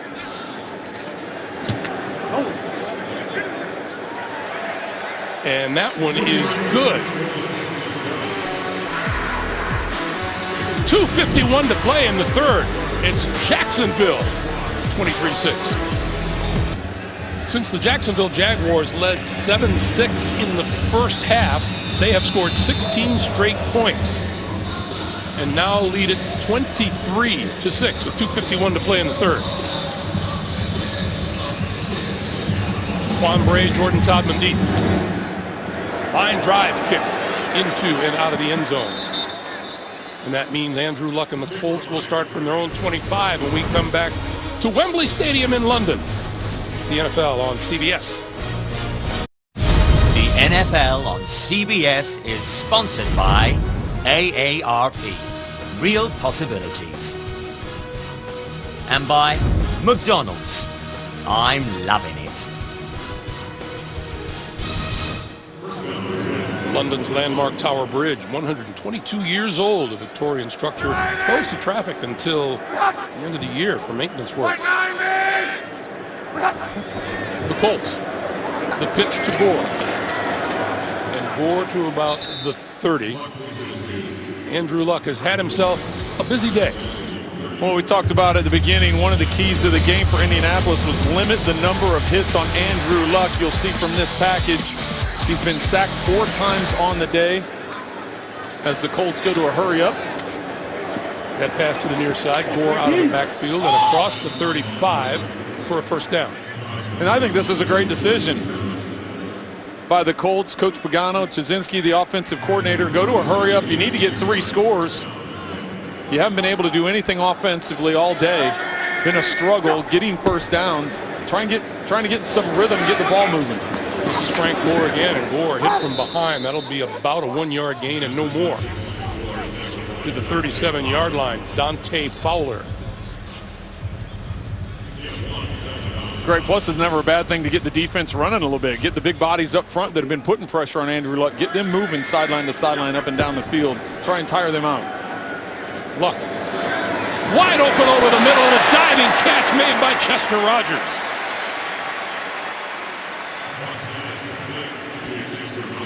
The best thing he could have done on this is not only he catches it with his hand, but he rolls over. Right at the end before he hits the ground, he rolls over so it doesn't give a chance for that ball to knock loose or hit the ground. He protects it with his body. 21-yard pickup, and the Colts now at the 43 of the Jaguars. This is Ferguson. Ferguson trying to get away from trouble and can't. Malik Jackson. He of the Super Bowl fumble recovery touchdown. Well, and I'm okay with that play. Even that play right there. Now the Jacksonville, 3 of their 4 defensive linemen had to run over to where the tackle happened outside the numbers. They all walk back with their hands on their hips. The Colts are ready to snap the ball, and they're just getting set. So this will continue to wear them out if they can have success here. Luck goes to his outlet, but it was tipped at the line of scrimmage and falls incomplete.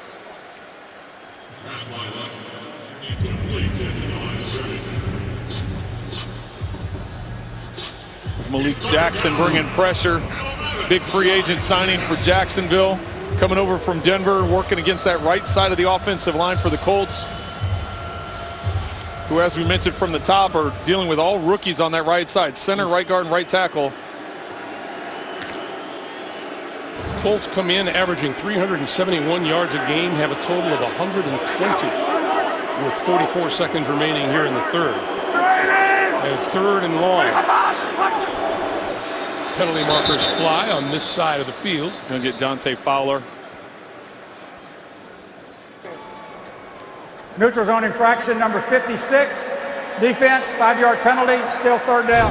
Dante Fowler, you'll see him jump right there, is in his 2nd year out of Florida. He missed the entire rookie year for him. He tore a knee ligament back in May of his rookie year. He was drafted number 3 overall a year ago.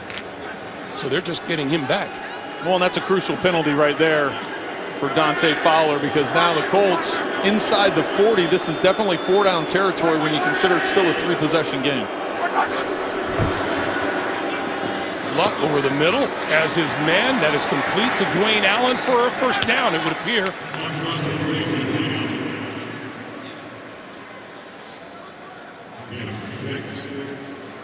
Looks like Dwayne Allen was able to extend it for the first down and moving the chains. Although I said they were going 4-down territory before, that means Adam Vinatieri wasn't going to make a 57-yarder, although he definitely can. Frank Gore, and he lost like about 3 or 4.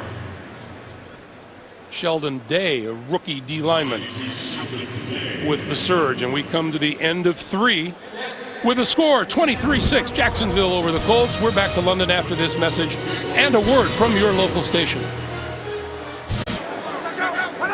Welcome back to Wembley Stadium in London. Start of the 4th quarter, 2nd and 14. Colts offense that has stalled all day trying to get something started. Luck throwing deep. Incomplete. Penalty flag inside the 5. Dwayne Allen covered by Jonathan Cyprien. Well, that's just a matter of Cyprien not getting his head turned around as that ball was coming in. Dwayne Allen had him beat once Andrew Luck broke outside the pocket. Allen trying to come back for the ball. Cyprien just making contact before it got there. If Andrew Luck had been able to put a little air under that, that's a touchdown. Well, that's a tough throw when you're rolling out to your right and you're trying to throw it off one leg. It would have been about a 45, 50-yard throw. He's done it, but that is a difficult Pass interference, number 37, defense. First down at the spot of the foul.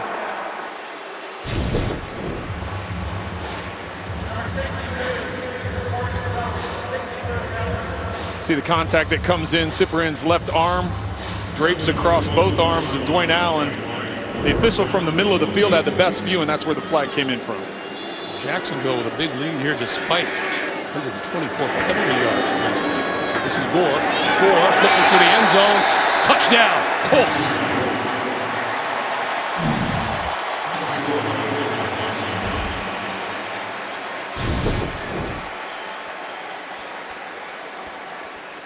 Gore able to cut back and find a lane.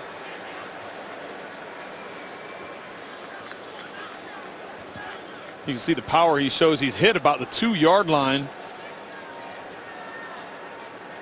Still able to work his way across the goal line. Frank Gore with his second touchdown of the season. So now, Adam Vinatieri from 33 yards out for the extra point.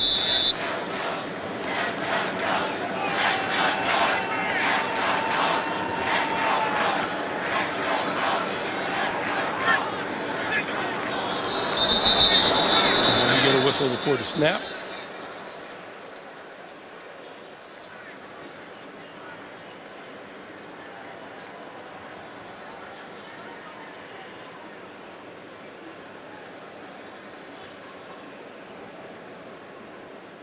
Well, this will be interesting. You mentioned this crew likes to get together and talk a little bit. They've lived up to their billing. Could get them cell phones for Christmas. Right.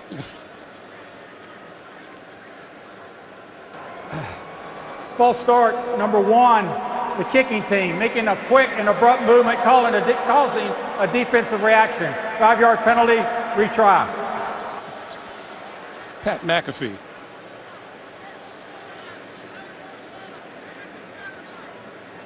A different kind of guy. Yes. On the Indianapolis Colts team.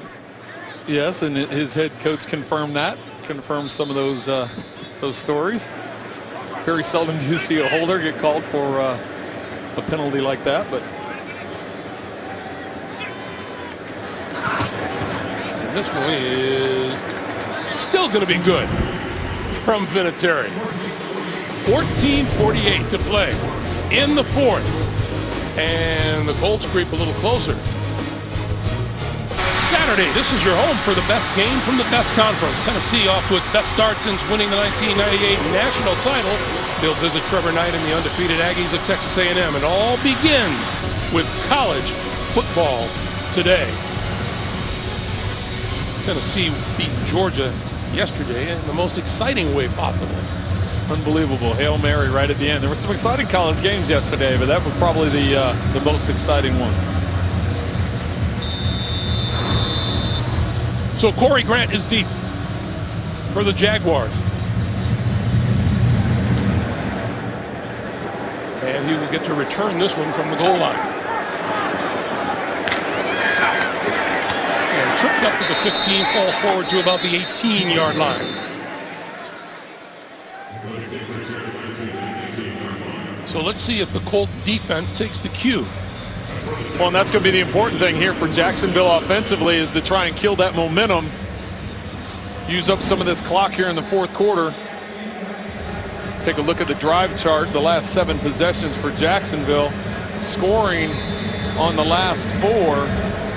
You see there, getting points on the board.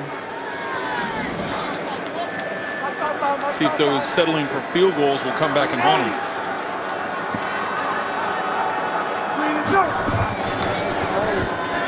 Bortles.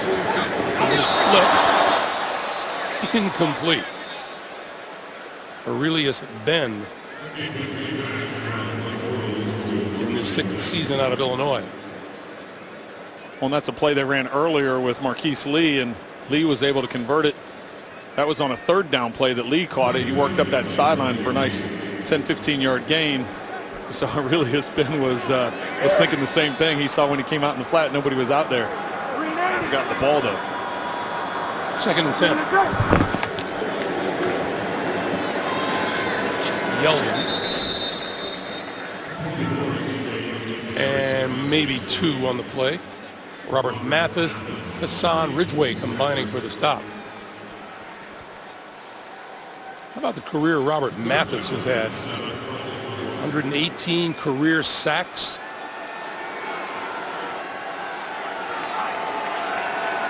$19.5 of them back in the 2013 season. I'm sure 1 or 2 of those were against me way back when, right? 3rd and 7. Bortles flips it out. That is complete. And that is Neil Sterling. And Sterling knocked out of bounds, but enough for the first down.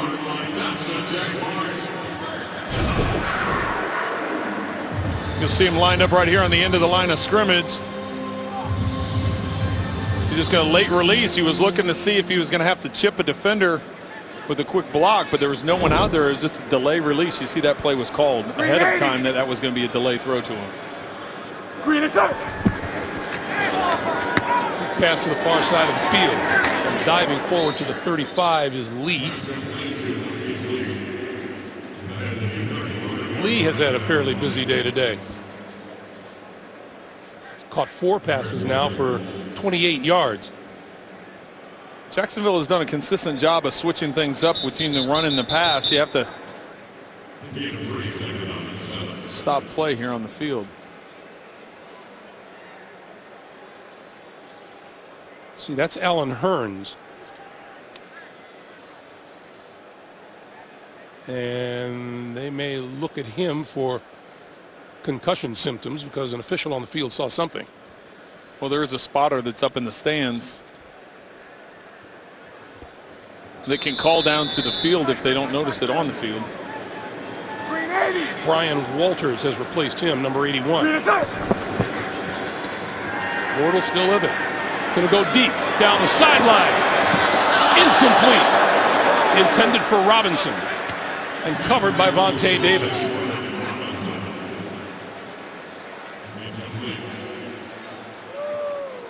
Not sure why that wasn't thrown as a penalty. Robinson trying to come back for the ball, and Vontae Davis runs into him.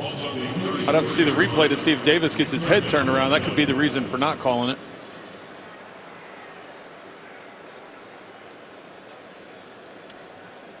That is Rashawn Melvin, who comes up limping, and he's walked off the field at about the 45. Looks like Alan Hearns is already back on the field after getting checked out on the sideline. Both these teams had their share of concussion injuries the first few weeks of the season.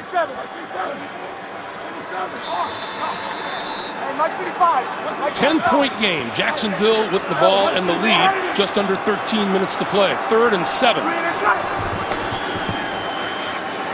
Bortles throwing, underthrowing his intended receiver, Brian Walters. And covered by Patrick Robinson. Bortles had some pressure up the field, but he's able to slide up in the pocket. That's a throw he's going to kick himself for not being able to complete. Looked like he had a good passing lane to get it to the outside, just not on time. Quan Bray back at the 15-yard line.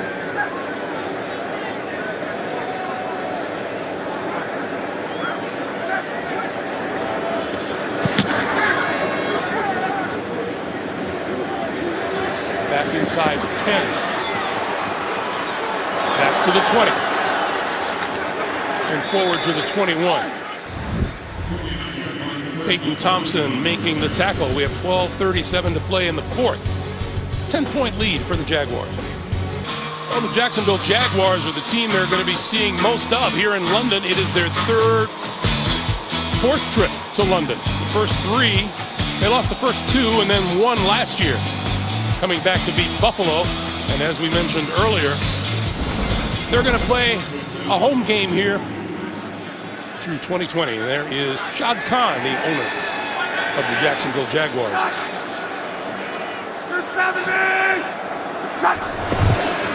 Luck going to give it to Josh Ferguson. Ferguson dragged down behind the 20-yard line, courtesy of Telvin Smith. And we have a flag on the play, or do we? Well, and I think if you're Indianapolis, you stay in this hurry up. You had success with it last drive, went down, got a touchdown.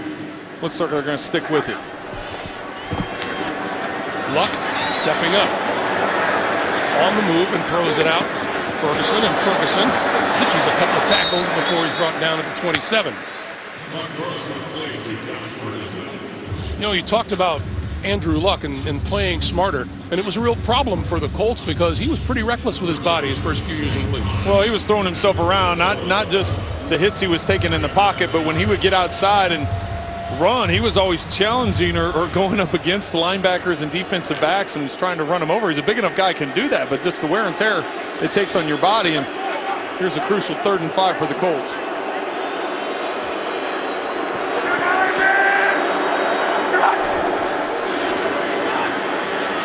Luck got his man up close to the 45-yard line. That is T.Y. Hilton.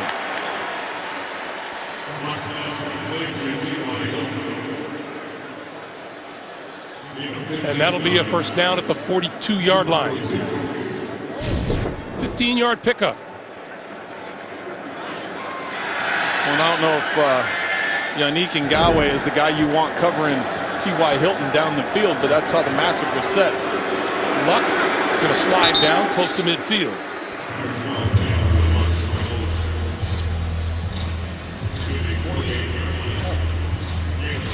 They continue their hurry up here. Jacksonville needs to try and do something to knock them out of rhythm. How do you do that? Well, you can try bringing pressure. You can try bumping at the line of scrimmage and rotating safeties. The flip to Frank Gore. Gore getting a block, getting another block, and inside the 40 to the 38-yard line. Not only has Andrew Luck gotten into a rhythm in this offense, but Rob Chaszynski, as an offensive coordinator, sometime you can get into a rhythm, and this has changed the way he's calling plays and getting things delivered to Brian Schottenheimer, quarterback coach down on the field that calls the plays into Andrew Luck. Luck going to go deep. Far side of the field, incomplete. Hilton, the intended receiver. The other thing I wonder too, Trent, is do you have to compensate sometimes for an inexperienced offensive line or one side of it? Oh, you definitely have to. Yeah, you have to. You have to protect them. You start out to see how the game's going to go from a rhythm standpoint. If you're a play caller, find out if you're going to be able to run effectively or pass protect effectively, or do you need to leave a tight end in, or do you need to have a back chip the defensive end on the way out? There's certain things you feel along the way, but once you know those guys are secure, then it opens things up a little bit better. What's happening? What's up? On 2nd and 10. Going to go long on this side of the field. Diving, incomplete. Quan Bray drew the penalty flag.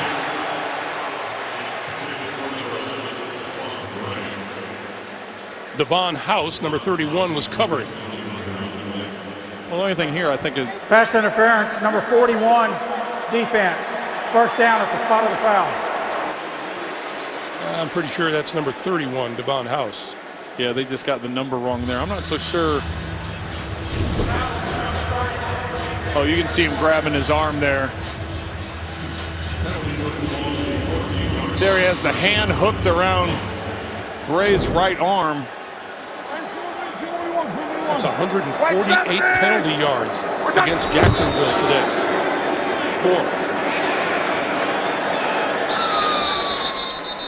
Brought to a stop at about the 12-yard line.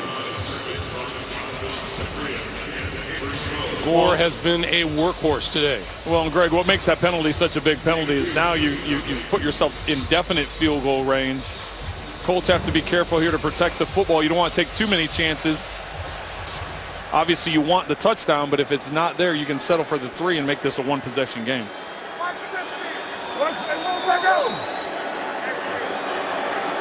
With Robert Turbin in the backfield. Luck on 2nd and 8. Pulls it down, going to tuck it and run. And diving to within about a yard of a first down at the 10. So it'll be 3rd and 1. Clock continues to move as we come up on 9 minutes remaining here in regulation.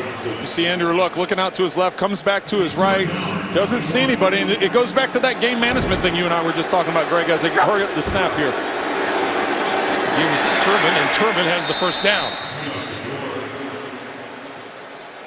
The game management thing I was talking to you about, Greg, is just understanding when to take those chances. That wasn't the situation to take the chance. If it's the end of the game and you have to force it in there, go ahead.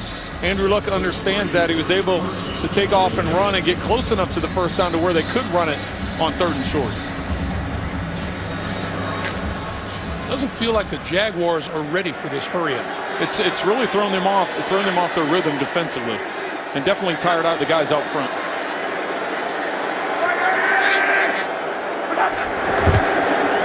Luck with a shuttle pass to Turbin, and that's not going to get too much.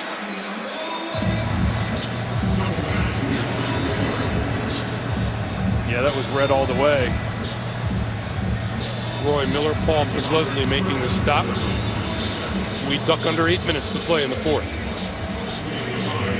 A lot of times you work that shuffle pass on the inside if you got teams that are speed and flying up the field, bringing a lot of pressure. As tired as Jacksonville is right now, they were in great position to stop that play.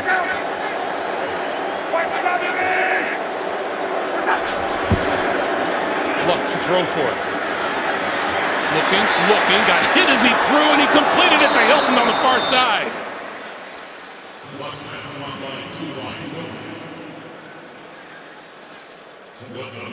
Luck unloaded it as he threw. And if he had a little bit more time, Philip Dorsett worked his way open in the middle.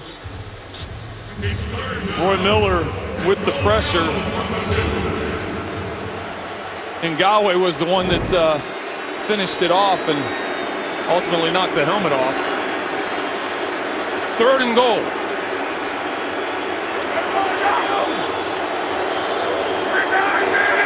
Luck with Josh Ferguson alongside. Luck holding, now moving and throwing. End zone, touchdown, Hilton.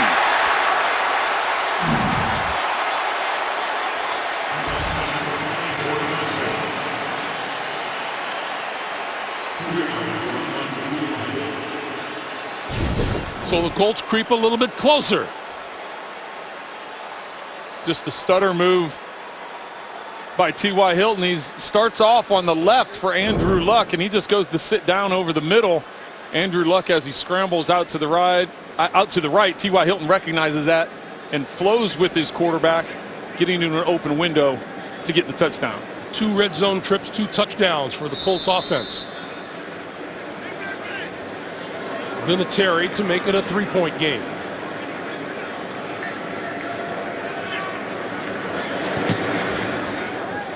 And it is good. 7:06 to play in the 4th. Jacksonville's big lead is now down to 3.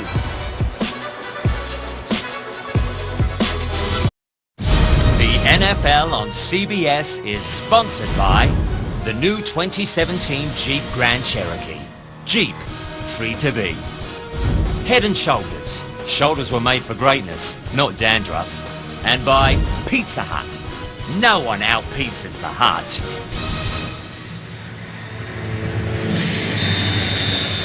Along with our producer Ken Mack, our director Suzanne Smith, Greg Gumbel, Trent Green, Jamie Erdahl back at Wembley. And Rashad Green will not return this one out of the end zone. The Jaguars will start at their own 25-yard line, and we will pause and return. 7:06 to play in the 4th, 3-point game. I want to remind you, Thursday, your weekend begins here when the Arizona Cardinals meet the San Francisco 49ers. Thursday Night Football on CBS, the NFL Network, and Twitter.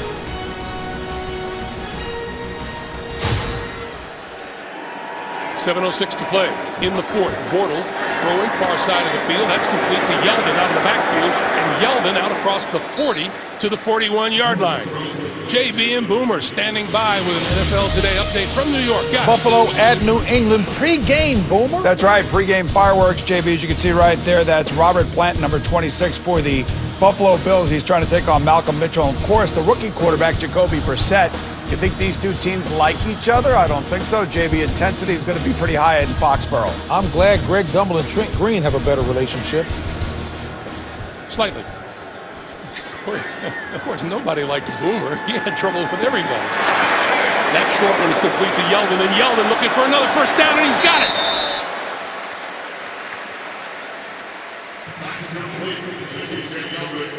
Bortles came up limping. Yeah, slow to get up after a big hit. Trying to set up the screen. You set your feet and look to the right. I think it was the second player actually that ends up flopping on his legs there. D'Qwell Jackson was the one that dove over the top of the pile. 380. From the 44. This is Chris Ivory. Ivory for a couple. You know, I was just joking about nobody liking Boomer, right? Yeah, I didn't defend it or I didn't angle it one way or another. Yes, right? I noticed. It's called standing clear of the fray.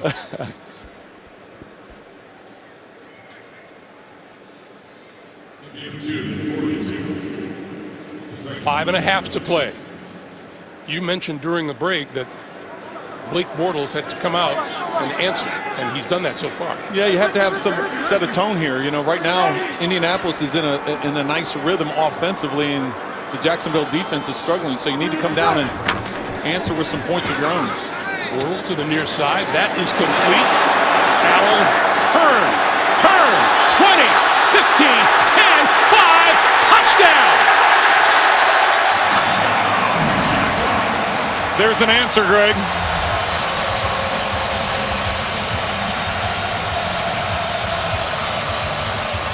For all the young quarterbacks out there that think you have to fire the ball down the field 40, 50, 60 yards, sometimes it's take what the defense gives you. This time it's just a flat throw. You miss the tackle, you get your teammates down, getting blocks for you down the field, and you get a quick 6. 42 yards. Hearns with his first touchdown catch of the season.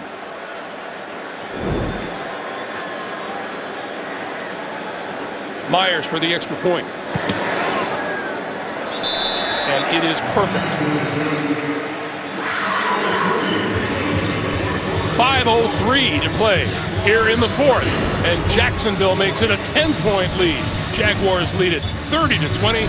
Back to Wembley after this. The NFL on CBS is sponsored by Verizon. Welcome to Verizon LTE Advanced, the next-gen network. And by Walmart.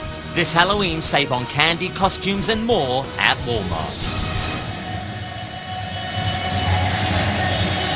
That is Europe's tallest Ferris wheel. Giant Ferris wheel on the south bank of the River Thames in London. 4 plays, 75 yards. Alan Hearns with the 42-yard touchdown catch, his first touchdown of the season. And Quan Bray will let this one fly through the end zone for the touchback. So they'll start at the 25-yard line. Remind you, week 4 of the NFL season continues later today on CBS and Fox. Then tonight with Sunday Night Football on NBC. Check your local listings for the game in your area.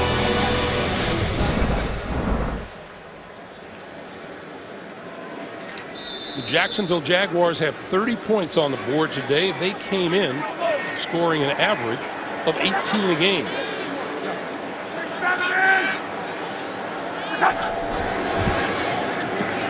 Andrew Luck stepping up, got rid of it, incomplete. He wanted Josh Ferguson out of the backfield. 2nd and 10. A little bit of an urgency about the Colts now. Well, I would think they would stay with the hurry up. I know that was an incomplete pass and the clock has stopped. They had a nice rhythm going the last 2 series, getting touchdowns, but this time huddling up. They do have all 3 timeouts left as we're just under 5 minutes to go here in the 4th quarter.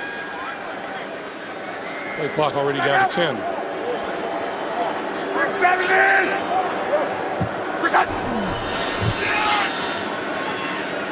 Not much of a rush. Luck pulls it down and now flips it to Ferguson outside. And Ferguson brought down just short of the 30-yard line. Prince Amukamara making the stop.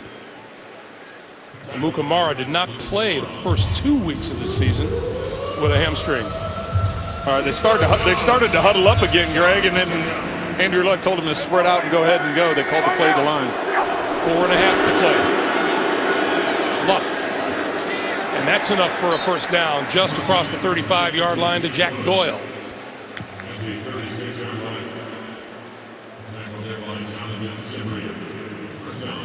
Andrew Luck had a pretty good thing going with his tight end and friend from Stanford, Coley Fleener. And Fleener took off for New Orleans. And Doyle has kind of filled that role. Last week had 6 catches for 65 yards. The flip to this side is to Ferguson once again, and Ferguson to the 40. Well, based on what we've seen the last couple plays here, Jacksonville is content dropping back into coverage, letting them have the underneath throws, and then reacting, coming up and making the tackle. All that does is to continue to make that clock work.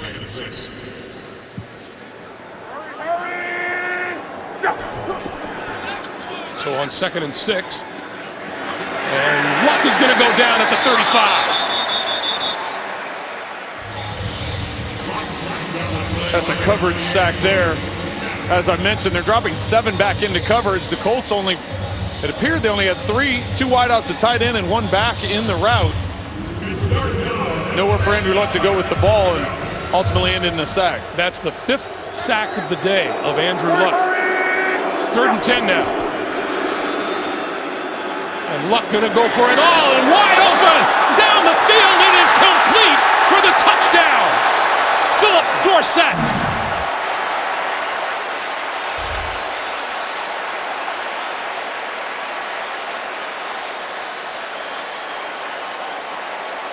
Earlier in the game,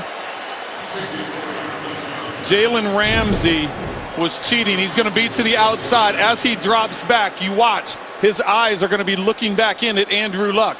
What happens is he falls off on this corner route, and he lets the post go. He's trying to fall off. He nearly got the interception in the first half on the play. The Colts came back to it at the right time. They caught Ramsey looking back at the quarterback once again. This time, the Colts took advantage of it. Long touchdown to Dorsett. Vinatieri once again makes it a 3-point game with 3:03 to play in the 4th.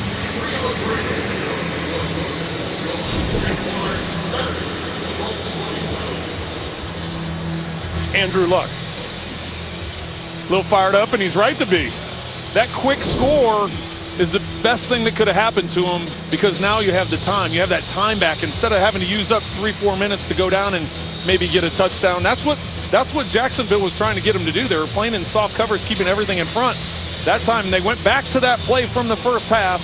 They were hoping that Ramsey was going to do the same thing that he did. Sure enough, he got caught back looking at the quarterback. Luck was able to take advantage, get it over the top. His dad, Oliver, is here today. Yeah, Andrew was able to share with us in meetings some of his fond memories from growing up over here, not only in London, but in Germany, when his dad was one of the heads of, or was the head of World League NFL Europe. And he was excited to be here. He said he comes back here quite a bit in the offseason, but this is his first time playing back. Yeah, this is nothing new for him. There's a Frankfurt Galaxy sign and a jersey right there. Corey Grant is deep. Once again, the Colts are within 3, and now it'll be on the defense. Short kick, just inside the 10. 15, and out to about the 18-yard line.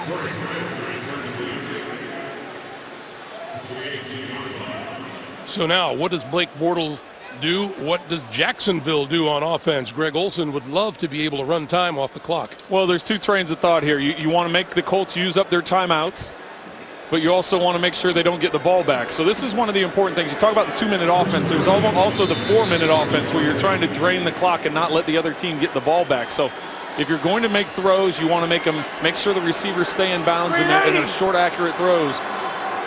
But you ultimately want to make the Colts use timeouts. Bortles flips it complete to Aurelius Ben. Well, and that was terrible. I mean, you get 2 yards, maybe a yard, and you run out of bounds. So that was, not only did you not force them to call a timeout, but you only got a 1-yard gain out of it. So there has been a lot of disappointment in this young season for Jacksonville.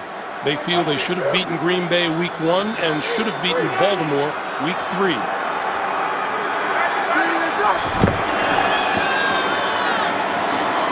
The handoff is to Yeldon.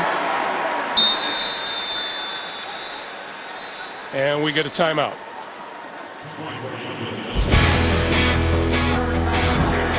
Here's the fourth quarter, all the scoring that we've seen. Indianapolis, of course, trying to make a comeback, going to a no huddle. They get 2 touchdowns. Hearns with the long touchdown on the short throw, and then ultimately Luck over the top to Dorsett after catching Ramsey peeking in the backfield. 4 touchdowns here in the fourth quarter.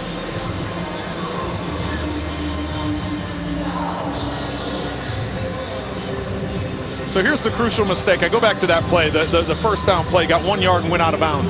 So now the Colts can use a timeout, and then they've got the 2-minute warning. So you're going to have 1 timeout and all of 2 minutes if they are able to keep Jacksonville from getting a first down. 3rd and 7.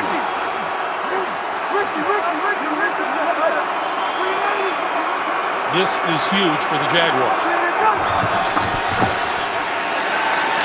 Bortles had it knocked down at the line of scrimmage. That's Kendall Langford.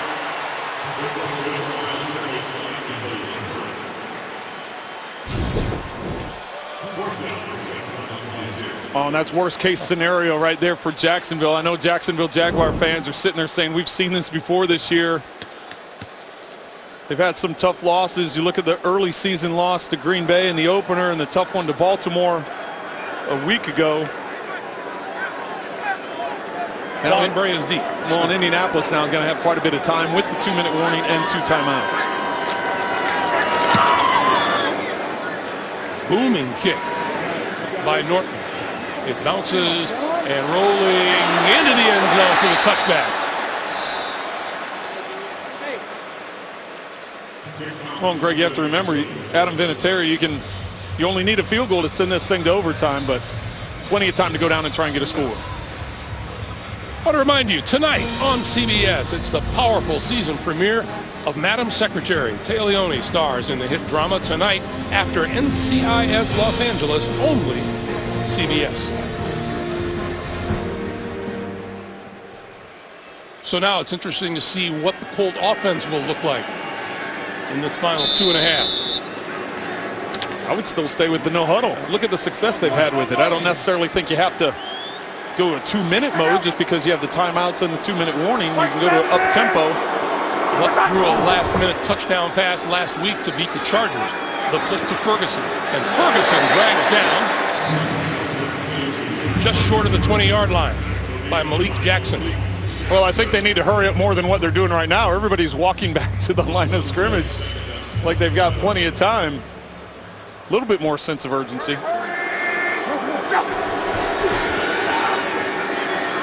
Luck over the middle, and he's got his man across the 40-yard line, Chester Rogers.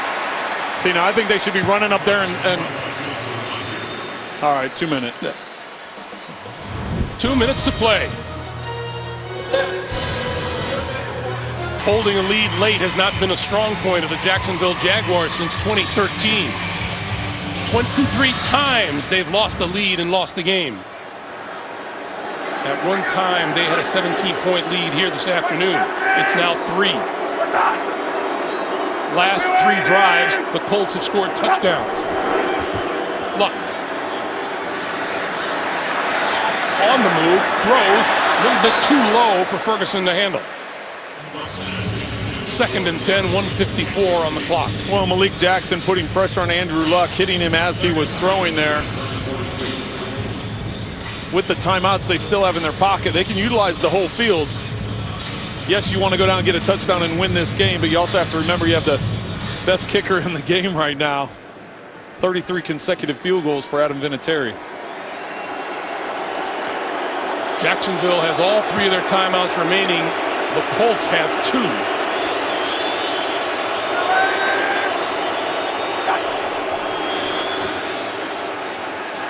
Luck going to throw it deep.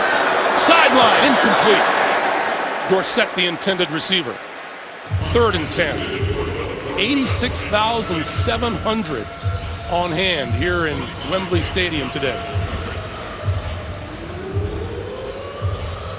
3rd and 10 goes without saying. It's 4-down territory here, so you don't have to get the entire chunk.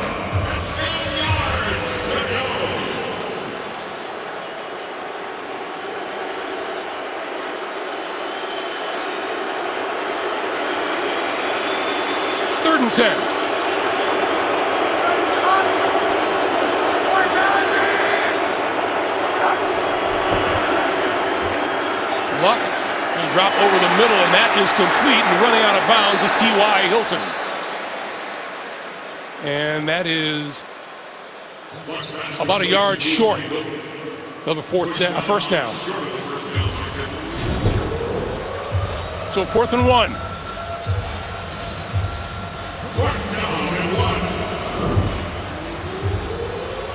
Looks like it's going to be just short. So now if you're the Colts, you rely on one of the best backs in NFL history and Frank Gore to get that tough yard. Got to remember 3 of your 5 offensive linemen are rookies. Or do you spread them out? Well, Frank Gore is on the sideline. Josh Ferguson is in the backfield on 4th down. Luck throws it incomplete at the 40-yard line. Intended for Dwayne Allen, and Luck had a receiver just off to his left on the near sideline.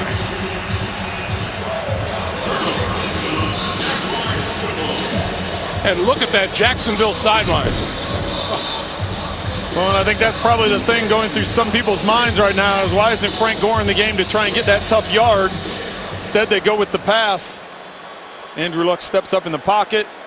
Looks like he has Dwayne Allen for the first down. Josh Johnson able to knock it away at the last second. So Jacksonville takes over on downs at their own 49-yard line.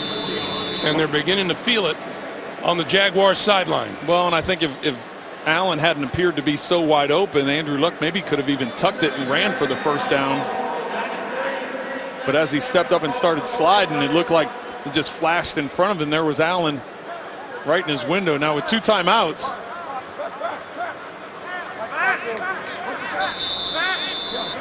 Tyson Alualu is in as a blocking back in the backfield. And Yeldon will follow him nowhere. Probably lost a yard back to the 48. Zach Kerr makes the stop. And a timeout on the field. Here's the play. You're going to see Luck as he steps up in the pocket. It appears how wide open Allen is. You can see how upset Andrew Luck is.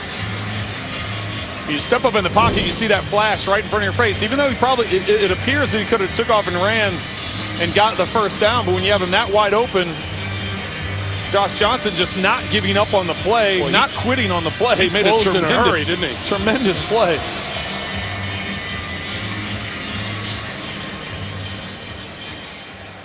Second down. 1:31 to play. No. Mike 57. Mike 57. Green 80. Green adjust. Yeldon. Lose even more yardage. Just went back to the 46-yard line. And the Colts use their 3rd and final timeout. So let's say the next play takes even 5 seconds or 7 seconds, just to make it easier math for me. Let's say it takes even 7 seconds. Indianapolis is going to have about 40 seconds, maybe just under 40 seconds, depending on what happens on the punt return. So let's give it 35 seconds to try and get down and get into position, but they won't have any timeouts left. I'll go you one better. Do the Jaguars throw it here? Or do they run it? I think you got to run it and use up the clock. Although I like the way you think. I like that aggressiveness, Greg. You see how I hesitated? Yes, I did. Yes. Yeldon. And he'll get it back to about the original line of scrimmage. And it'll be 4th down. The clock continues to move. Oh, they did that perfectly for me. They went 7 seconds on the play. So, you think I worked that out with you? Now, Jacksonville does have some timeouts, so they could wait and take a timeout, or they could even take the penalty and move it back 5. It's not based on where the ball is. It's not going to make that big of a difference if you're trying to pin them down in there. There is no one back for the Colts, so they're coming after the punter here. I don't necessarily agree with that, because now the ball can bounce around down there, and you're going to have, they take a delay of game. Delay of game. offense. 5-yard penalty, still 4th down. You see what I'm saying, Greg, though? If you don't have anybody back there, now the ball can literally bounce for 10, 12 seconds until it comes to rest. They're not going to blow the play dead. So what Nortman doesn't want to do is put it into the end zone in a hurry. Right.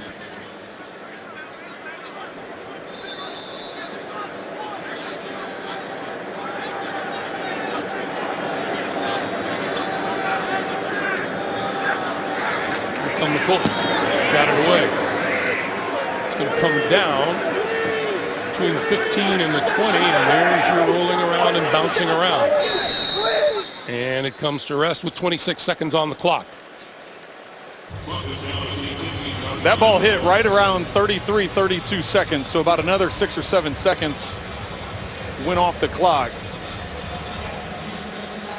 So we go 26 seconds, no timeouts. Adam Vinatieri, author of 33 straight field goals. And 8 in a row from 50 or more yards. Got to get some big chunks here, though, and you got to stop the clock. If you're going to get a big chunk over the middle of the field, you got to do it on this play because you can clock the ball after that. Luck hit as he released it, got it to Josh Ferguson, and Ferguson out of bounds at the 20. Not a big gain, 2 yards. That's not going to do it. 2nd and 8 with 19 seconds on the clock. Well, in Jacksonville relying on their front four to just put some pressure on, keep everything in front of them.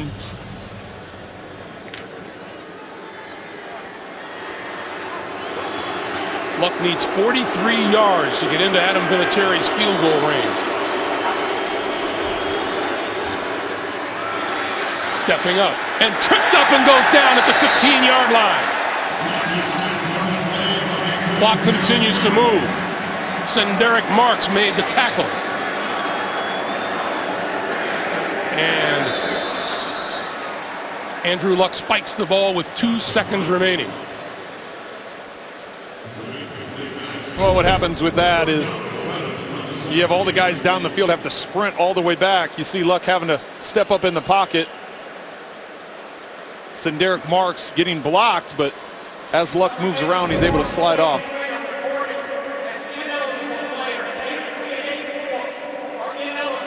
So the last play of this game, one way or another. Unless, of course, some weird circumstance gives us another.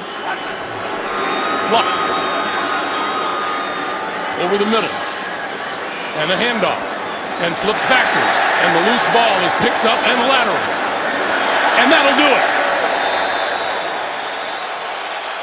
The Jacksonville Jaguars, in their home away from home, Wembley Stadium, notched their first victory of this season.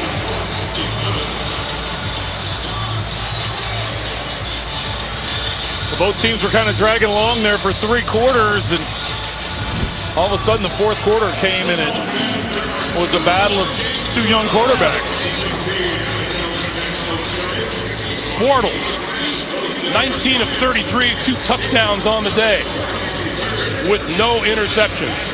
30-27, Jaguars. The final up next. More football. We'll get most of you out to your kickoffs at 1 o'clock for Trent and Jamie. Greg Gumbel saying so long from London. You have been watching the NFL on CBS.